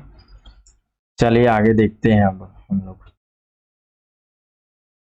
देखिए यहाँ पे बताया जा रहा है कि जैसे ही झींगा किसानों ने यहाँ पे मछली तालाब में विभिन्न स्थानों पर पानी की लवणता की जो गणना की। ठीक है, तो अंतर्राष्ट्रीय मैंग्रोव प्रबंधन विशेषज्ञ जो रवि शुक्ल, ठीक है, सॉरी रवि शंकर थुपल्ली ने ये कहा यहाँ पे कि न केवल मैंग्रोव से पत्ती कूड़े बल्कि अधिक पेड़ों की उपस्थिति भी तालाब में अधिक पक्षियों को लाएगी, और पक्षियों की बीट में यहाँ पे झींगा की पैदावार वृद्धि होगी। तो झींगा के बारे में ये लोग यहाँ पे विचार कर रहे थे। ठीक है, पढ़ने में थोड़ा सा डिफिकल्ट होता है, क्योंकि माइंड में कुछ और मेरे चलते रहता है कि मैं आपको कितना इजी तरीके से समझाऊं, थोड़ा सा इसलिए इधर उधर हो जाता है मिस्टेक, तो उसको आप ध्यान मतलब नहीं देना है, मेन समझना है टॉपिक को। ठीक है, तो यहाँ पे क्या है कि अब ये जो विशेषज्ञ हैं इनका कोई दिक्कत नहीं है, नाम याद नहीं रहेगा, तो हम लोग ये यहाँ पे ध्यान रख रहे हैं कि जो मैंग्रोव का क्षेत्र है ना, इस मैंग्रोव के क्षेत्र में हम लोग जो झींगे का उत्पादन कर रहे हैं ना, काफी उसके लिए अनुकूल है। ये जो विशेषज्ञ हैं वो यही कहना चाह रहे हैं। कैसे? अगर जो मैंग्रोव का क्षेत्र है, पानी का क्षेत्र है, लगातार हरा भरा वृक्ष आप देख रहे हैं, यहाँ पे आप चित्र में देख रहे हैं कितना हरा भरा क्षेत्र है, प्लस पानी की भी उपलब्धता है। अब जीवों को क्या चाहिए, चिड़ियों को क्या चाहिए, तो चिड़िया यहाँ पे पानी भी है, पूरा यहाँ पे हरा भरा क्षेत्र है, काफी अच्छे से उनके लिए खाने पीने का हर चीज का यहाँ पे व्यवस्था है। तो बहुत झुंड में पक्षी आएंगे यहाँ पे, तो उनके जितने भी यहाँ पे औषाध रहेंगे, मटेरियल्स रहेंगे या फिर पोटिस रहेंगे, वो सब क्या करेंगे, वो लोग यहाँ पे नीचे गिरेंगे। ठीक है, पेड़ के नीचे जड़ में गिरेंगे, ठीक है, या जल में गिरेंगे, इस क्षेत्र में गिरेंगे, और इसी क्षेत्र में जो है यहाँ पे होगा झींगे का पालन, ठीक है। प्लस ये यहाँ पेड़, अब ज्यादा पेड़ हैं तो उनके पत्ते भी झड़ेंगे, वो सड़ने के बाद से वो लोग झड़ेंगे, चाहे कच्चा इस तरीके से झड़ते हैं तो झड़ेंगे ही ना, बहुत ज्यादा यहाँ पे आसपास में गिरेंगे, तो वो जो पत्ते गिरेंगे वो सब झींगे के लिए, झींगा नीचे में झींगा का पालन हो रहा है तो गिरेगा, फिर इनके लिए क्या है, वो बेस्ट भोजन है झींगे के लिए। तो इस तरीके से ये बताना चाह रहे हैं कि काफी जो है यहाँ बहुत ज्यादा हम लोग को बेहतर एक अनुकूल यहाँ का स्थान है झींगा पालन के लिए। ये सारी चीजें जो है चल रही थी न्यूज में, ठीक है। आप कुछ यहाँ से संबंधित चीजें आ जाए, चाहे आपको लिखने का हो तो आप देख लीजिएगा अपने हिसाब से, कहानी जो था वो मैं बता दिया। अब हम लोग मेन पॉइंट पे आएंगे। देखिए यहाँ पे साइम पहल है, ठीक है, साइम पहल यहाँ पे चलाया गया। ये साइम पहल जो है ना, ये झींगे से संबंधित है। मैं बार बार झींगे के बारे में बात कर रहा हूँ तो झींगे का इंपॉर्टेंस थोड़ा सा पहले देखते हैं, फिर हम लोग आएंगे इसके ऊपर कि ये क्या चीज है, ठीक है। देखिए जो झींगे का यहाँ पे हम लोग इम्पोर्टेंस के बारे में अगर बात करें तो झींगा जो है ना, हमारे पूरे जलीय उत्पादन में हमारे देश के लिए जो पूरा हम लोग झींगे का जो मछली का जो उत्पादन करते हैं ना, उन पूरे मछलियों में जो झींगा है ना वो सबसे ज्यादा एक्सपोर्ट होने वाला, सबसे ज्यादा निर्यात करने वाला, निर्यात में वृद्धि करने वाला ये जलीय जीव है। ये भी एक मछली का ही अलग से एक प्रकार है इसमें ये, ठीक है, लेकिन इसका एक्सपोर्ट बहुत ज्यादा हम लोग करते हैं, ठीक है। देखिए यहाँ पे बताया जा रहा है कि भारत की विशेष पारिस्थितिकी तंत्र के लगभग 15,000 से 20,000 हेक्टेयर क्षेत्र में झींगा का पालन किया जाता है। फ्रोजन झींगा जो ठंड में रखते हैं उसको जमा करके, मतलब ये सब क्या है कि खराब ना हो, ठीक है, तो उस हिसाब से तो फ्रोजन झींगा जो है भारत का सबसे बड़ा निर्यातित समुद्री खाद्य पदार्थ है। बहुत बेस्ट ये यहाँ पे आपको एक पॉइंट मिल रहा है, ठीक है, कि समुद्री क्षेत्र में अगर हम लोग देख रहे हैं, प्लस मैंग्रोव, तो मैंग्रोव के संबंधित अगर ये चीजें हैं तो और ज्यादा इंपॉर्टेंट होती हैं। तो ये बहुत ज्यादा निर्यातित, हम लोग सबसे बड़ा मतलब निर्यातित समुद्री खाद्य पदार्थ है। यह मात्रा में 50.58% और यहाँ पे मात्रा में देखें तो 73.2% का है ये।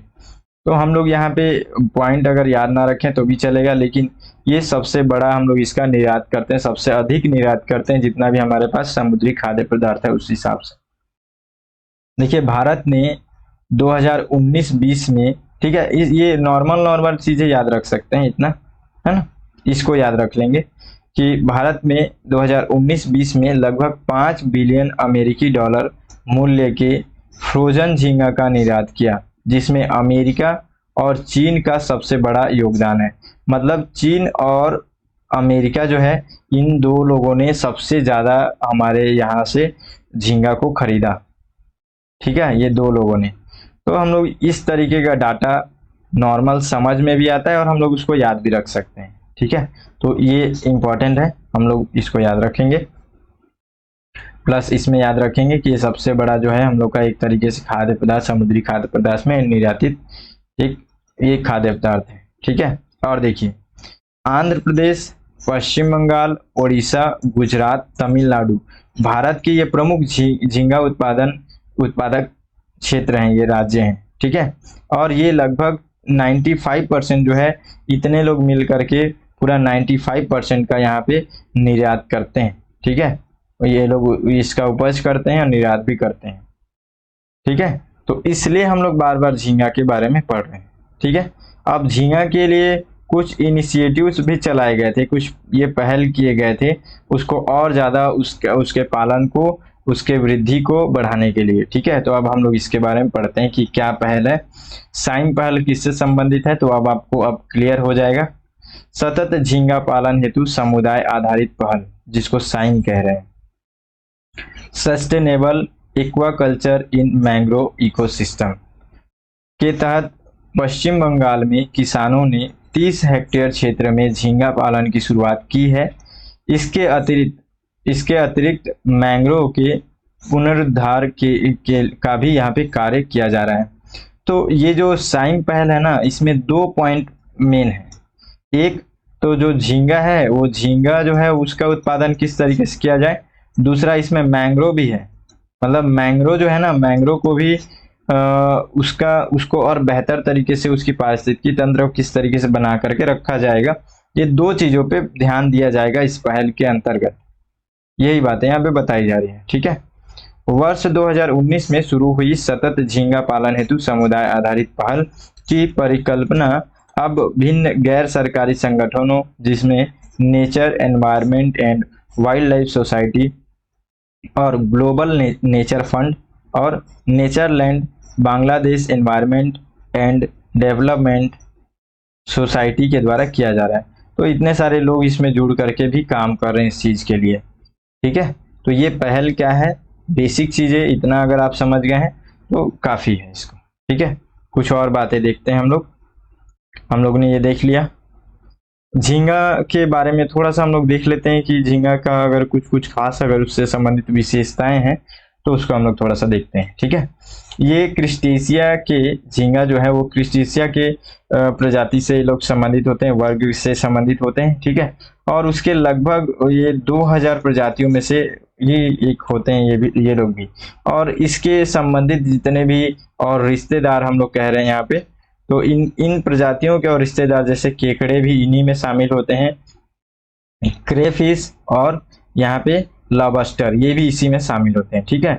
झींगा की विशेषता एक अर्ध पारदर्शी शरीर। अब देखिए यहाँ पे अर्ध पारदर्शी शरीर का मतलब बताया जा रहा है कि ये आप देख रहे हैं ना, ये व्हाइट, तो थोड़ा बहुत हम लोग जब हाथ में रखते हैं तो हमारे हाथ का रेखा भी दिखता है इस मछली को, अगर आप कभी पकड़े होंगे तो आपको समझ में आएगा।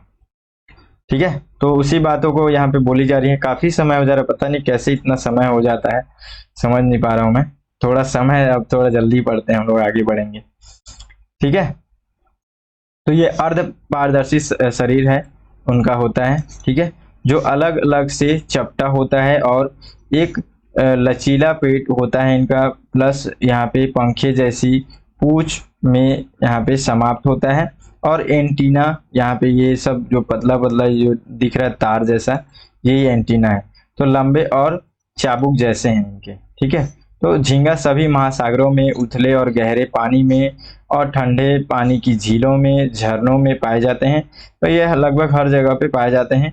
और पेट और पूंछ को मोड़ करके पीछे की ओर ये लोग तैरते हैं। और यहाँ पे नेक इनका मतलब भोजन, तो भोजन में लोग देखिए कि ज्यादातर लोग छोटे पौधे और ये जानवर ये लोग मेन उसी का ये लोग खाते हैं। ठीक है। हालांकि कुछ झींगा जो मांसाहार भी होते हैं, यानी कि मांसाहारी भी होते हैं, मांसाहार भी खाते हैं लोग। हम लोग पढ़े ना एक बार कल ही के प्रश्न में कि कुछ में सब आ रहे हैं। देखिए यहाँ से आपको अगर समझ में आ रहा होगा तो मीठे पानी के जो झींगे होते हैं वो लोग मुख्य रूप से गर्म क्षेत्रों में पाए जाते हैं। तो ये जो वर्ड है ना, ये छोटा छोटा वर्ड बहुत इंपॉर्टेंट होता है। ठीक है। तो मीठे पानी के जो मीठे पानी के झींगे होते हैं वो लोग गर्म क्षेत्रों में पाए जाते हैं। ठीक है। और कुछ खारे पानी में भी रहते हैं। ठीक है। चलिए आगे देखते हैं। अब हम लोग यहाँ पे देख रहे हैं सुंदरवन क्या है। सुंदरवन के बारे में पढ़ते हैं। सुंदरवन जो है बंगाल की खाड़ी में गंगा, ब्रह्मपुत्र और मेघना नदियों के संगम से बना एक डेल्टा में एक मैंग्रोव का क्षेत्र है। ठीक है। इसमें बंद और खुले मैंग्रोव वन कृषि प्रयोजन के लिए उपयोग की जाने वाली भूमि, कीचड़ युक्त भूमि, बंजर भूमि शामिल हैं। और यह कई ज्वारीय धाराओं और चैनलों के द्वारा प्रतिच्छेदित हैं। सुंदरवन में 4 संरक्षित क्षेत्र हैं जो यूनेस्को विश्व धरोहर स्थल में शामिल हैं। कौन कौन से हैं? तो सुंदरवन राष्ट्रीय उद्यान, सुंदरवन पश्चिम, सुंदरवन दक्षिण और सुंदरवन पूर्व वन्यजीव अभ्यारण्य। तो इस तरीके से ये 4 अभ्यारण्य इसमें जुड़े हुए हैं जो कि यूनेस्को के विश्व धरोहर स्थल में शामिल है। अब मैंग्रोव सेल क्या है? ठीक है। तो मैंग्रोव क्या है ये भी हम लोग देखेंगे और मैंग्रोव सेल क्या है ये भी हम लोग यहाँ पे देखेंगे। ठीक है। तो मैंग्रोव सेल देखते हैं।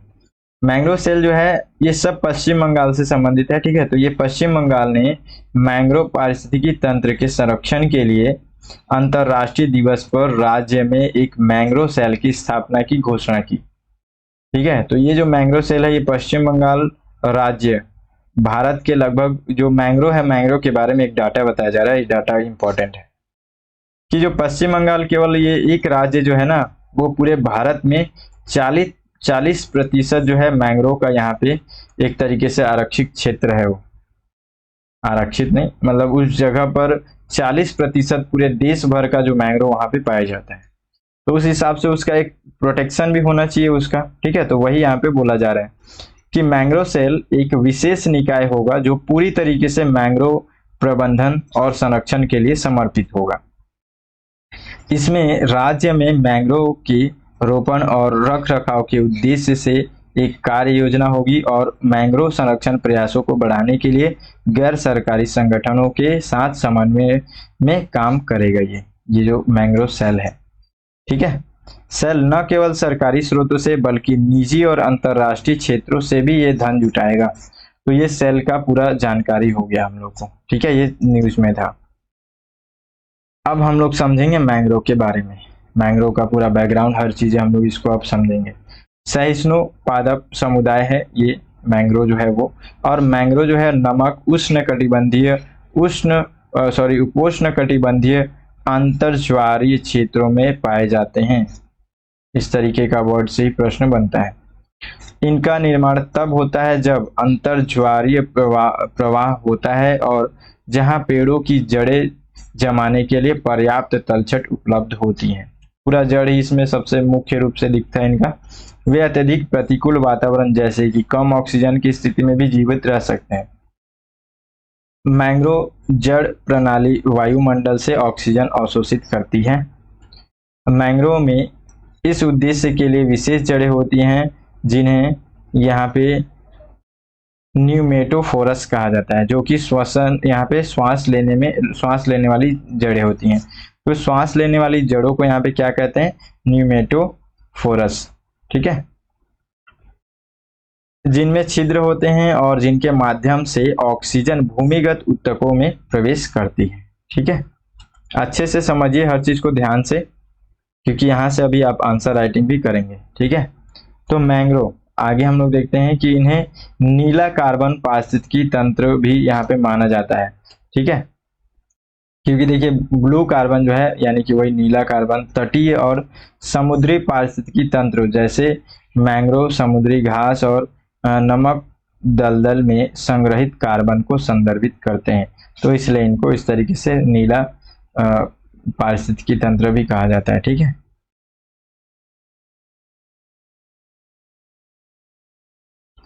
देखिए यहाँ पे हम लोग देखेंगे कि जो मैंग्रोव है अभी हमारे देश भर में उसकी डाटा क्या है। ये डाटा हम लोग का बहुत ज़्यादा इम्पोर्टेंट है, ठीक है। अभी जो डाटा है 21 का डाटा है, 23 में अभी आने वाला है, हर 2 साल में आता है।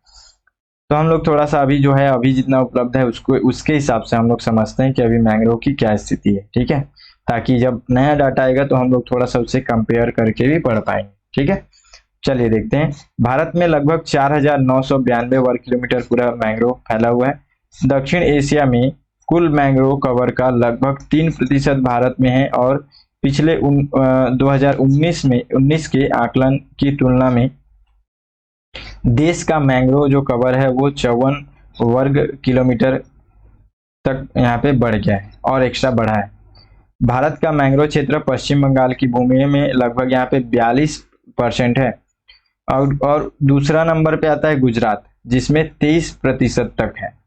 फिर तीसरे नंबर पे आता है अंडमान निकोबार द्वीप समूह, इसमें 12% है। देखिए उसी तरीके सीक्वेंस में याद रखिएगा, ठीक है। तो ये इस तरीके का जो क्षेत्र है वो ये पश्चिम बंगाल की भूमि में, यहाँ से फिर से वर्ग किलोमीटर में दे दिया गया है, ठीक है। इसको छोड़िए। उसके बाद से आता है केरल और फिर आता है ये केरल, और जो केरल राज्य हो गया और जो पुडुचेरी हो गया ये केंद्र शासित प्रदेश हो गया। तो राज्यों में देखें तो केरल में जो है वो सबसे कम मिलता है, और जो यहाँ पे आप ये पुडुचेरी देखेंगे वो केंद्र शासित प्रदेशों में सबसे कम मैंग्रोव वाले यहाँ पे मतलब वहां मिलता है, ठीक है, केंद्र शासित प्रदेश में, ठीक है। तो इस तरीके से कुछ खास डाटा जो है उसको थोड़ा ध्यान रखते हैं तो ज्यादा अच्छा रहता है वो। देखिए आगे, पश्चिम बंगाल में सुंदरवन जो है दुनिया का सबसे बड़ा मैंग्रोव वन क्षेत्र है। इसे यूनेस्को विश्व धरोहर स्थल के रूप में भी यहाँ पे सूचीबद्ध किया गया है। और यह जंगल यहाँ पे बंगाल टाइगर, गंगा डॉल्फिन और एस्टुरिन मगरमच्छों का भी एक घर है। भीतरनिका मैंग्रोव, ठीक है, भीतरनिका मैंग्रोव, ठीक है। अब ये जो है ना यहाँ पे हमारे देश में पश्चिम बंगाल के बाद से भारत का दूसरा जो है सबसे बड़ा जो है मैंग्रोव वन का जो क्षेत्र है यहाँ पे है, ठीक है। भीतरनिका जो वेटलैंड्स भी हम लोग कहते हैं, मैंग्रोव जो है उस जगह पर, ठीक है। और ये कहाँ पर है, तो ये हम लोग को उड़ीसा के क्षेत्र में दिखेगा। चलिए देखते हैं इसमें। भारत का दूसरा सबसे बड़ा मैंग्रोव वन उड़ीसा के भीतरनिका में है, वहां पे है, जो कि ब्राह्मणी और बैतरणी नदी के दो नदी डेल्टाओं के द्वारा ये निर्मित है। तो ये छोटे छोटे चीजें बहुत इंपॉर्टेंट है, ध्यान रखिएगा। यह भारत में सबसे महत्वपूर्ण रामसर आर्द्र भूमि में से एक है, ठीक है। अब हम लोग थोड़ा सा, अब इतनी सारी चीजें डाटा वगैरह देखें तो अब हम लोग इसके महत्व को भी देखना जरूरी है, ठीक है। तो मैंग्रोव का क्या महत्व है, ठीक है।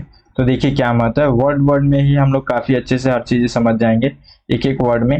देखिए पारिस्थितिक स्थिरीकरण, ठीक है। तो मैंग्रोव आप देख रहे हैं कि इतने बड़े, मतलब हम लोग कार्बन जो अभी हमारे लिए कितना ज्यादा एक प्रॉब्लम बना हुआ है उसको ये अवशोषित करता है।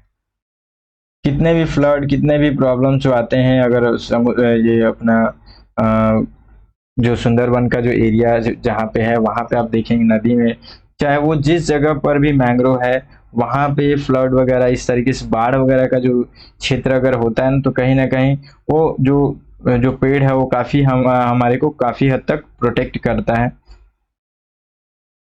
आप देखेंगे कि वो जो जलीय क्षेत्र में तो लगातार हरा भरा रहता है, तो उस तरीके से वातावरण को लगातार मेंटेन करके रखता है।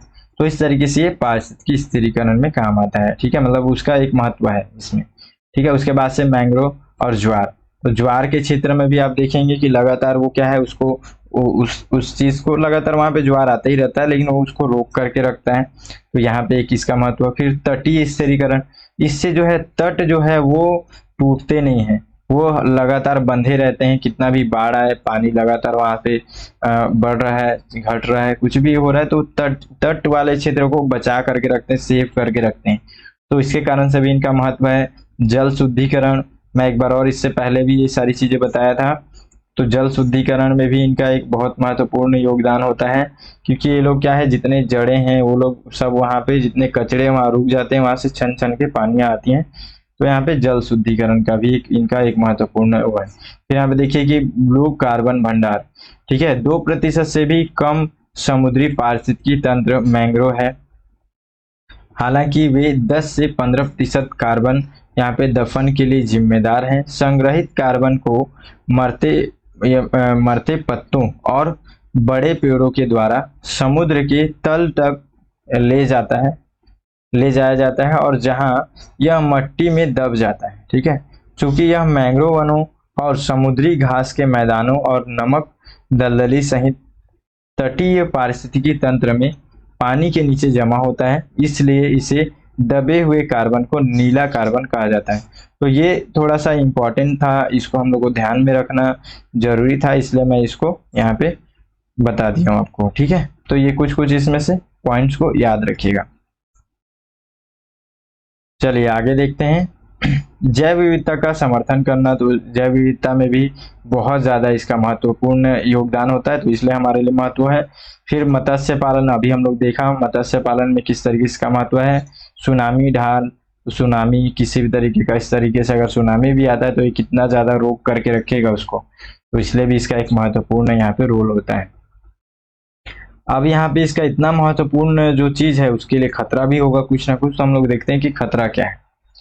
तो तटीय क्षेत्र का व्यवसायीकरण, तो जितने भी तटीय क्षेत्र हैं उनमें लगातार कुछ ना कुछ प्रोजेक्ट्स चल रहे हैं, है ना, किसी तरीके से उसका दोहन किया जा रहा है, तो उसके कारण से भी ये एक खतरे में है। अब वहां पे दोहन किया जाएगा उसका, तो उससे संबंधित जितने पेड़ पौधे हर चीज को वहां से हटाया जाएगा। फिर झींगा फार्म, तो अभी जो हम लोग झींगा के बारे में जो पढ़े, अब उसको एक और दूसरा यहाँ पे नेगेटिव पॉइंट भी देखिए कि कहीं ना कहीं उसमें क्या है, ह्यूमन का हस्तक्षेप होगा ही, इस एरिया में अगर आप यहाँ पे पालन करते हैं झींगे का, तो झींगे को पालन करने के बाद से उसको सेल करने के लिए यहाँ से आपको झींगा फिर निकालना ही पड़ेगा। तो उस हिसाब से कहीं ना कहीं ह्यूमन इंटरफेस होता है, फिर कहीं ना कहीं जो है वो यहाँ पे जो मैंग्रोव है उसकी पारिस्थितिकी तंत्र में परिवर्तन होता है, उसको एक तरीके से इफेक्ट पड़ता है ना। फिर तापमान संबंधी मुद्दे आप देख रहे हैं कि लगातार तापमान बढ़ने के कारण से ये जो मैंग्रोव हर चीजों में एक तरीके से कहीं ना कहीं जो है उनकी जो एक खतरे में है वो लोग, है ना। फिर मिट्टी संबंधी मुद्दे, अब मिट्टी में बहुत कम लवणता हो गया, बहुत ज्यादा लवणता हो गया, बहुत प्रदूषित हो गया, है ना। तो ये सब मिट्टी से संबंधी भी चीजें होती हैं, उनमें भी अगर प्रदूषण फैलता है तो वो भी एक खतरा है अभी के समय में, ठीक है। अब अत्यधिक मानवीय हस्तक्षेप, अभी जो मैं आपको बताया ज्यादा हस्तक्षेप होगा और मानव का कहीं पे भी हस्तक्षेप होगा तो कहीं ना कहीं वहां की प्राकृतिक जो स्थितियां हैं वो यहाँ पे खतरे में पड़ेंगी, ठीक है। तो ये सब खतरे हो गए इसके। अब हम लोग जब खतरा है तो महत्वपूर्ण हम लोग देख लिए, कोई चीज महत्व है, कोई चीज बहुत हमारे लिए महत्वपूर्ण है, फिर हम लोग देखा उसका खतरा, उसमें अब उतना महत्वपूर्ण है तो उसको कहीं ना कहीं उसका खतरा भी होगा।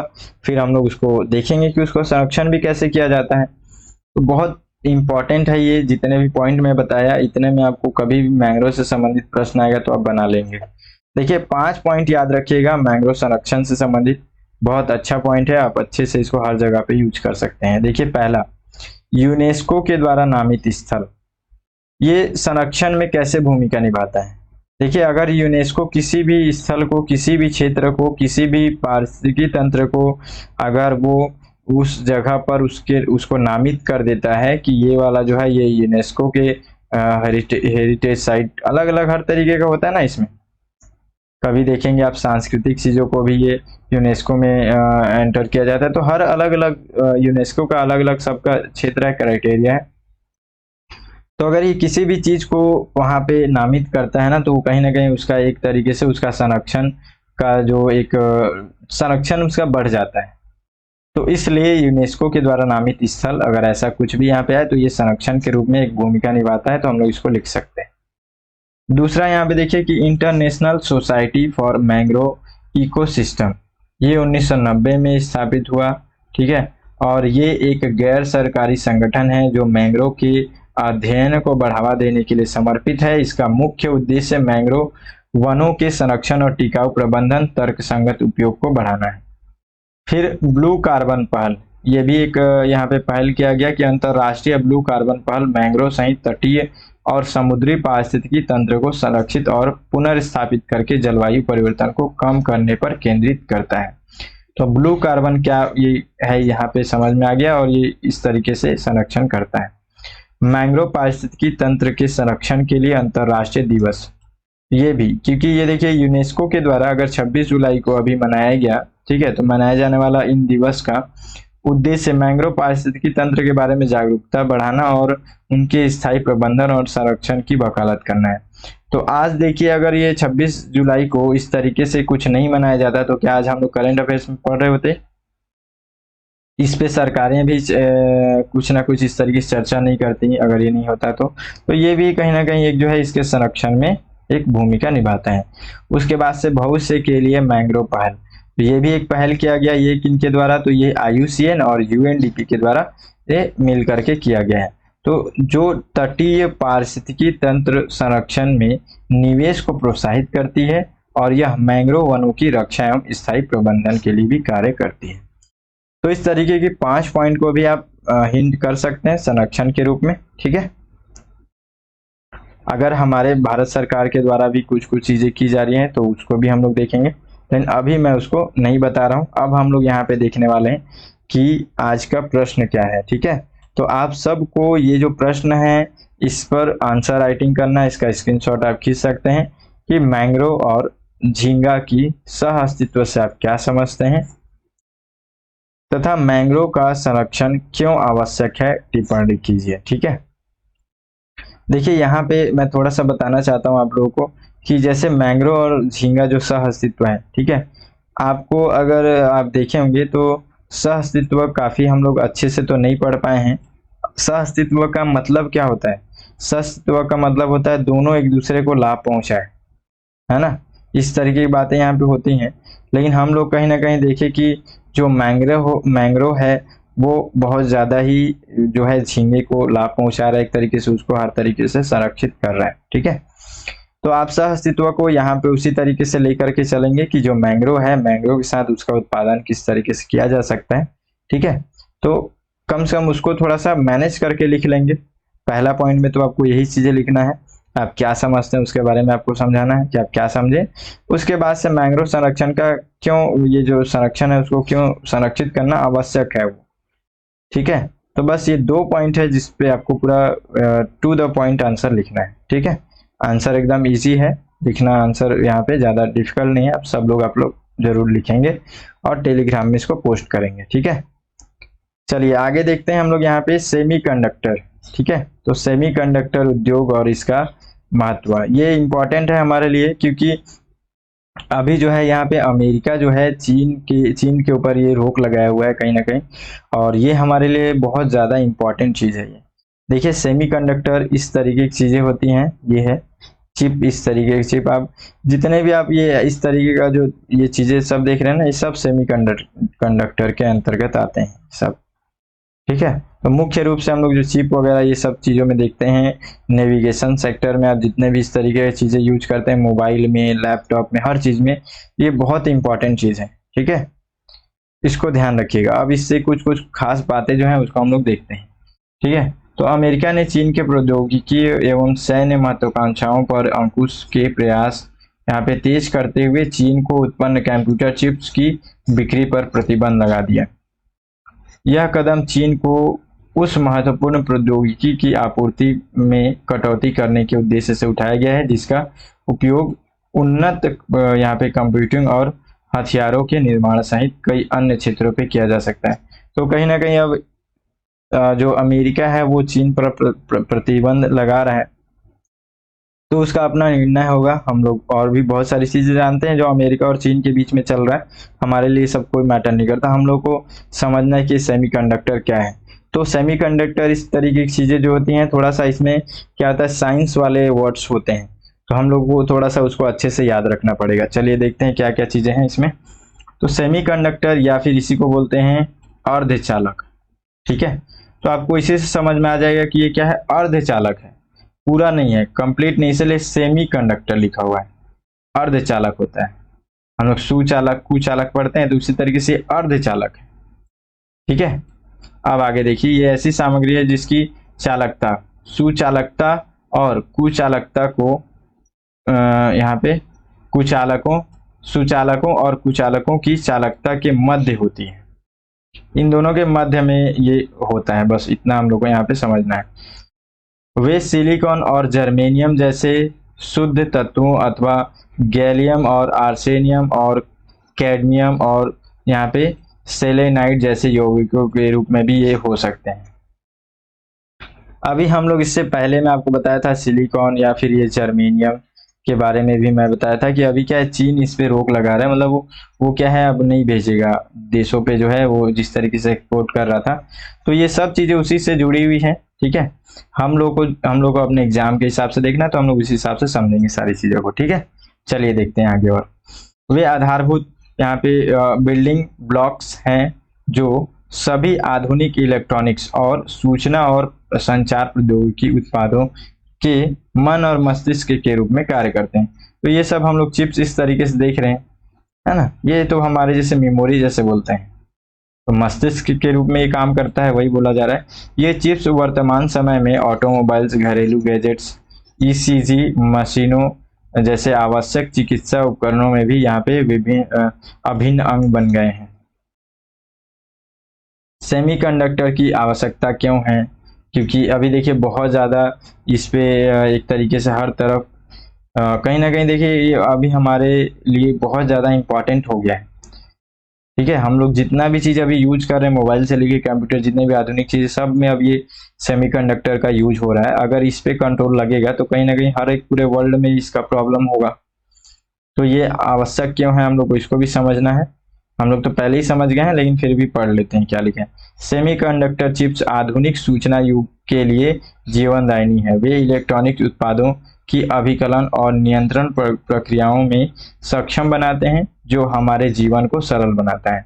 ये सेमीकंडक्टर चिप्स जो है आईसीटी मतलब सूचना और संचार प्रौद्योगिकी के विकास के चालक हैं और वर्तमान फ्लैटनिंग ऑफ द वर्ल्ड की परिघटना में एक महत्वपूर्ण योगदान भी यहाँ पे करते हैं। लगातार वर्ल्ड जो है एक्सपेंड हो रहा है, बढ़ रहा है, आगे बढ़ रहा है, तो उसके लिए ये तो बहुत ज़्यादा इंपॉर्टेंट है। ये उनका उपयोग संचार, बिजली पारेषण जैसी महत्वपूर्ण अवसंरचनाओं में किया जाता है, जो राष्ट्रीय सुरक्षा के लिए भी एक निहितार्थ रखते हैं।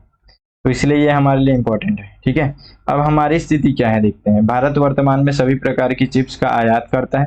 हम लोग अभी आयात पर ही निर्भर हैं। ठीक है, वर्ष 2025 तक इस बाजार में 24 बिलियन डॉलर से बढ़ाकर यहाँ पे 100 बिलियन डॉलर तक पहुंचने का अनुमान है। हालांकि सेमीकंडक्टर चिप्स के लिए घरेलू निर्माण के लिए भारत ने हाल ही में कई पहल शुरू की हैं। तो हम लोग उसी को देख लेते हैं क्या क्या पहल है। तो केंद्रीय मंत्रिमंडल ने सेमीकंडक्टर और डिस्प्ले निर्माण परितंत्र के विकास का समर्थन करने के लिए यहाँ पे 76,000 करोड़ रुपए की राशि आवंटित की है। और भारत ने यहाँ पे इलेक्ट्रॉनिक्स घटकों और अर्धचालकों के निर्माण के लिए इलेक्ट्रॉनिक घटकों और अर्धचालकों के विनिर्माण को बढ़ावा देने की भी योजना की यहाँ पे शुरुआत की है। यही सब पॉइंट आएगा। ठीक है, इसी तरीके से पॉइंट आएगा इसमें। प्रश्न की प्रवृत्ति यहाँ पे क्या है कि जो सेमीकंडक्टर है, इस पॉइंट का प्रकृति इसी तरीके का है, तो इसी तरीके से प्रश्न बनेगा। फिर तो ध्यान रखेंगे। नॉर्मली पढ़ दे रहा हूँ, लेकिन पढ़ने का ही चीज़ है तो पढ़ूंगा, इसलिए आप लोग को यहाँ पे ध्यान रखना है ना। उसको बार बार मैं नहीं बोलूंगा, क्योंकि वैसे भी समय बहुत ज़्यादा हो गया है। चलिए आगे देखते हैं। वर्ष 2021 में इलेक्ट्रॉनिकी और सूचना प्रौद्योगिकी मंत्रालय ने सेमीकंडक्टर डिजाइन में शामिल कम से कम 20 घरेलू कंपनियों के संप्रेषण के लिए उन्हें अगले 5 वर्षों में 1500 करोड़ रुपए से अधिक का कारोबार कर सकने में सक्षम बनाने के लिए डिजाइन लिंक्ड इनिशिएटिव योजना की शुरुआत भी की है। तो इस तरीके से कुछ कुछ चीज़ें जो हैं लगातार हमारे देश में भी चल रही हैं कि हम लोग भी अब इसको बनाएं, लेकिन अभी तक केवल चल रही हैं, लेकिन हम लोग उसको ध्यान में रखना है। ठीक है, देखिए नई कान खजूरा ये प्रजाति जो है ये इस तरीके का दिखता है, आप लोग देखे होंगे, लेकिन ये एकदम नया प्रजाति है। ये देखिए ये वाइट तरीके का दिख रहा है ना, तो ये इसलिए थोड़ा सा हम लोग इसके बारे में पढ़ना जरूरी है। देखिए हाल ही में संयुक्त राज्य अमेरिका के लॉस एंजलिस शहर के यहाँ पे नीचे रेंगते हुए ये मिलीपेड की एक नई प्रजाति की खोज की गई है। तो ये कान खजूरा जिसको मिलीपेड भी कहते हैं, तो ये सब नाम भी याद रखेंगे, मिलीपेड। ठीक है, तो नई ये पाई गई प्रजाति जो है ये थ्रेड मिलीपेड है। इसका पूरा इस तरीके नाम भी याद रखेंगे, थ्रेड मिलीपेड। इसकी लंबाई एक पेपर क्लिप जितनी है, और लेकिन यह जो पेंसिल लेड जितनी पतली भी है। और वैज्ञानिक नाम इसमें है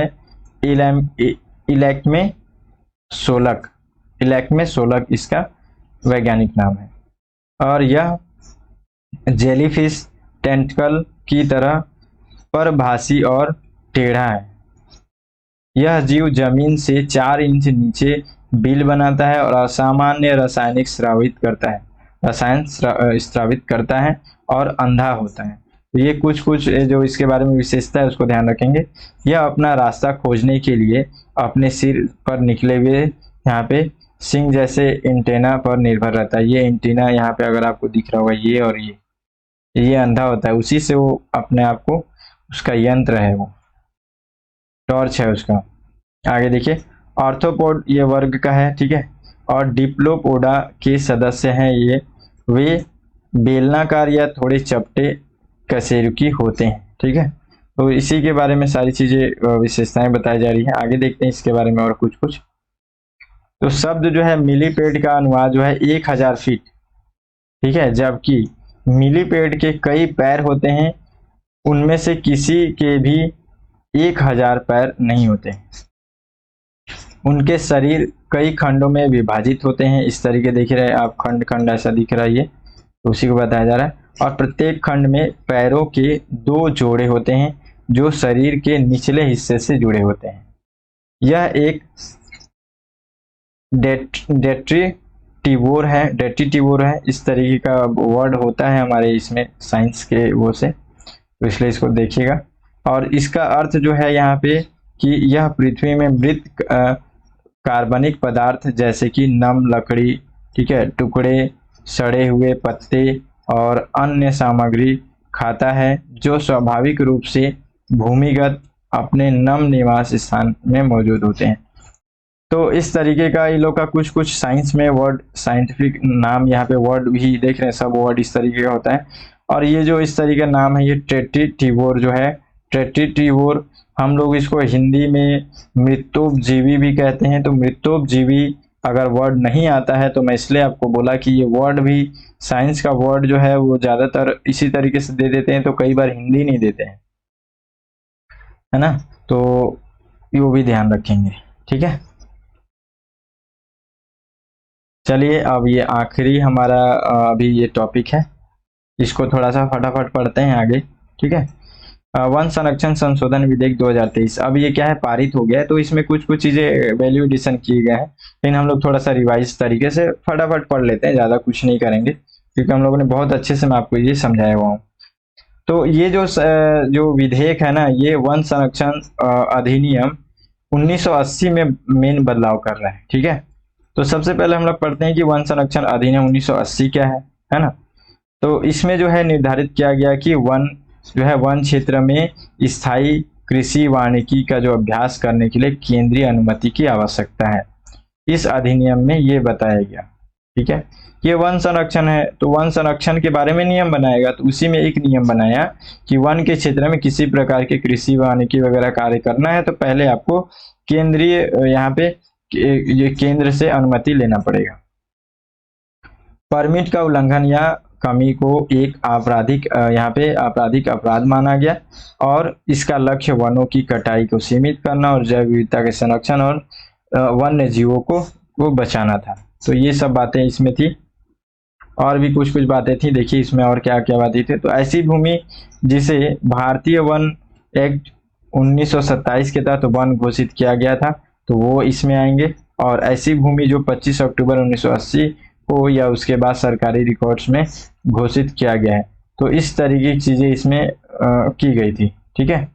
लेकिन क्या नहीं किया गया था, तो इस एक्ट में जो है ये नहीं किया गया था, क्या चीज कि एक्ट के दायरे में ये सब चीजें नहीं थी, इसलिए हम लोग को संशोधन करके ये सब डालना पड़ा। उसमें क्या है, अंतर्राष्ट्रीय सीमा, ठीक है, जैसे LAC जो है ये सब अंतर्राष्ट्रीय सीमा, वहां पे 100 किलोमीटर के दायरे में आने वाली वन भूमि जिसे सुरक्षा संबंधी बुनियादी ढांचे का एक प्रस्तावित, मतलब वहां पे अगर बुनियादी ढांचे को हम लोग बनाना है तो उसमें इस संबंध में कोई भी बातें नहीं की गई थी पुराने वाले जो अधिनियम है उसमें।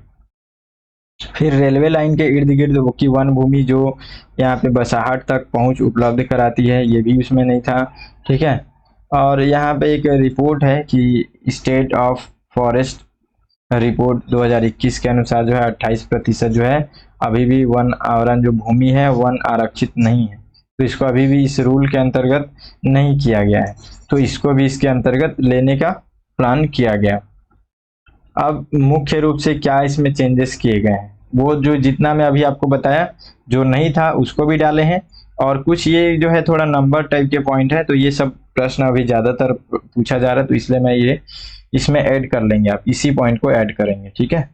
कि देखिए इसमें क्या बोला गया है कि विधेयक में वनों के बाहर नवीकरण और वृक्षारोपण को प्रोत्साहित करने के लिए कुछ छूट प्रस्ताव है इसमें किया गया है, और सड़कों और रेलवे के किनारे स्थित बस्तियों और प्रतिष्ठानों के लिए कनेक्टिविटी प्रदान करने हेतु 0.10 हेक्टेयर वन भूमि का प्रस्ताव किया गया है।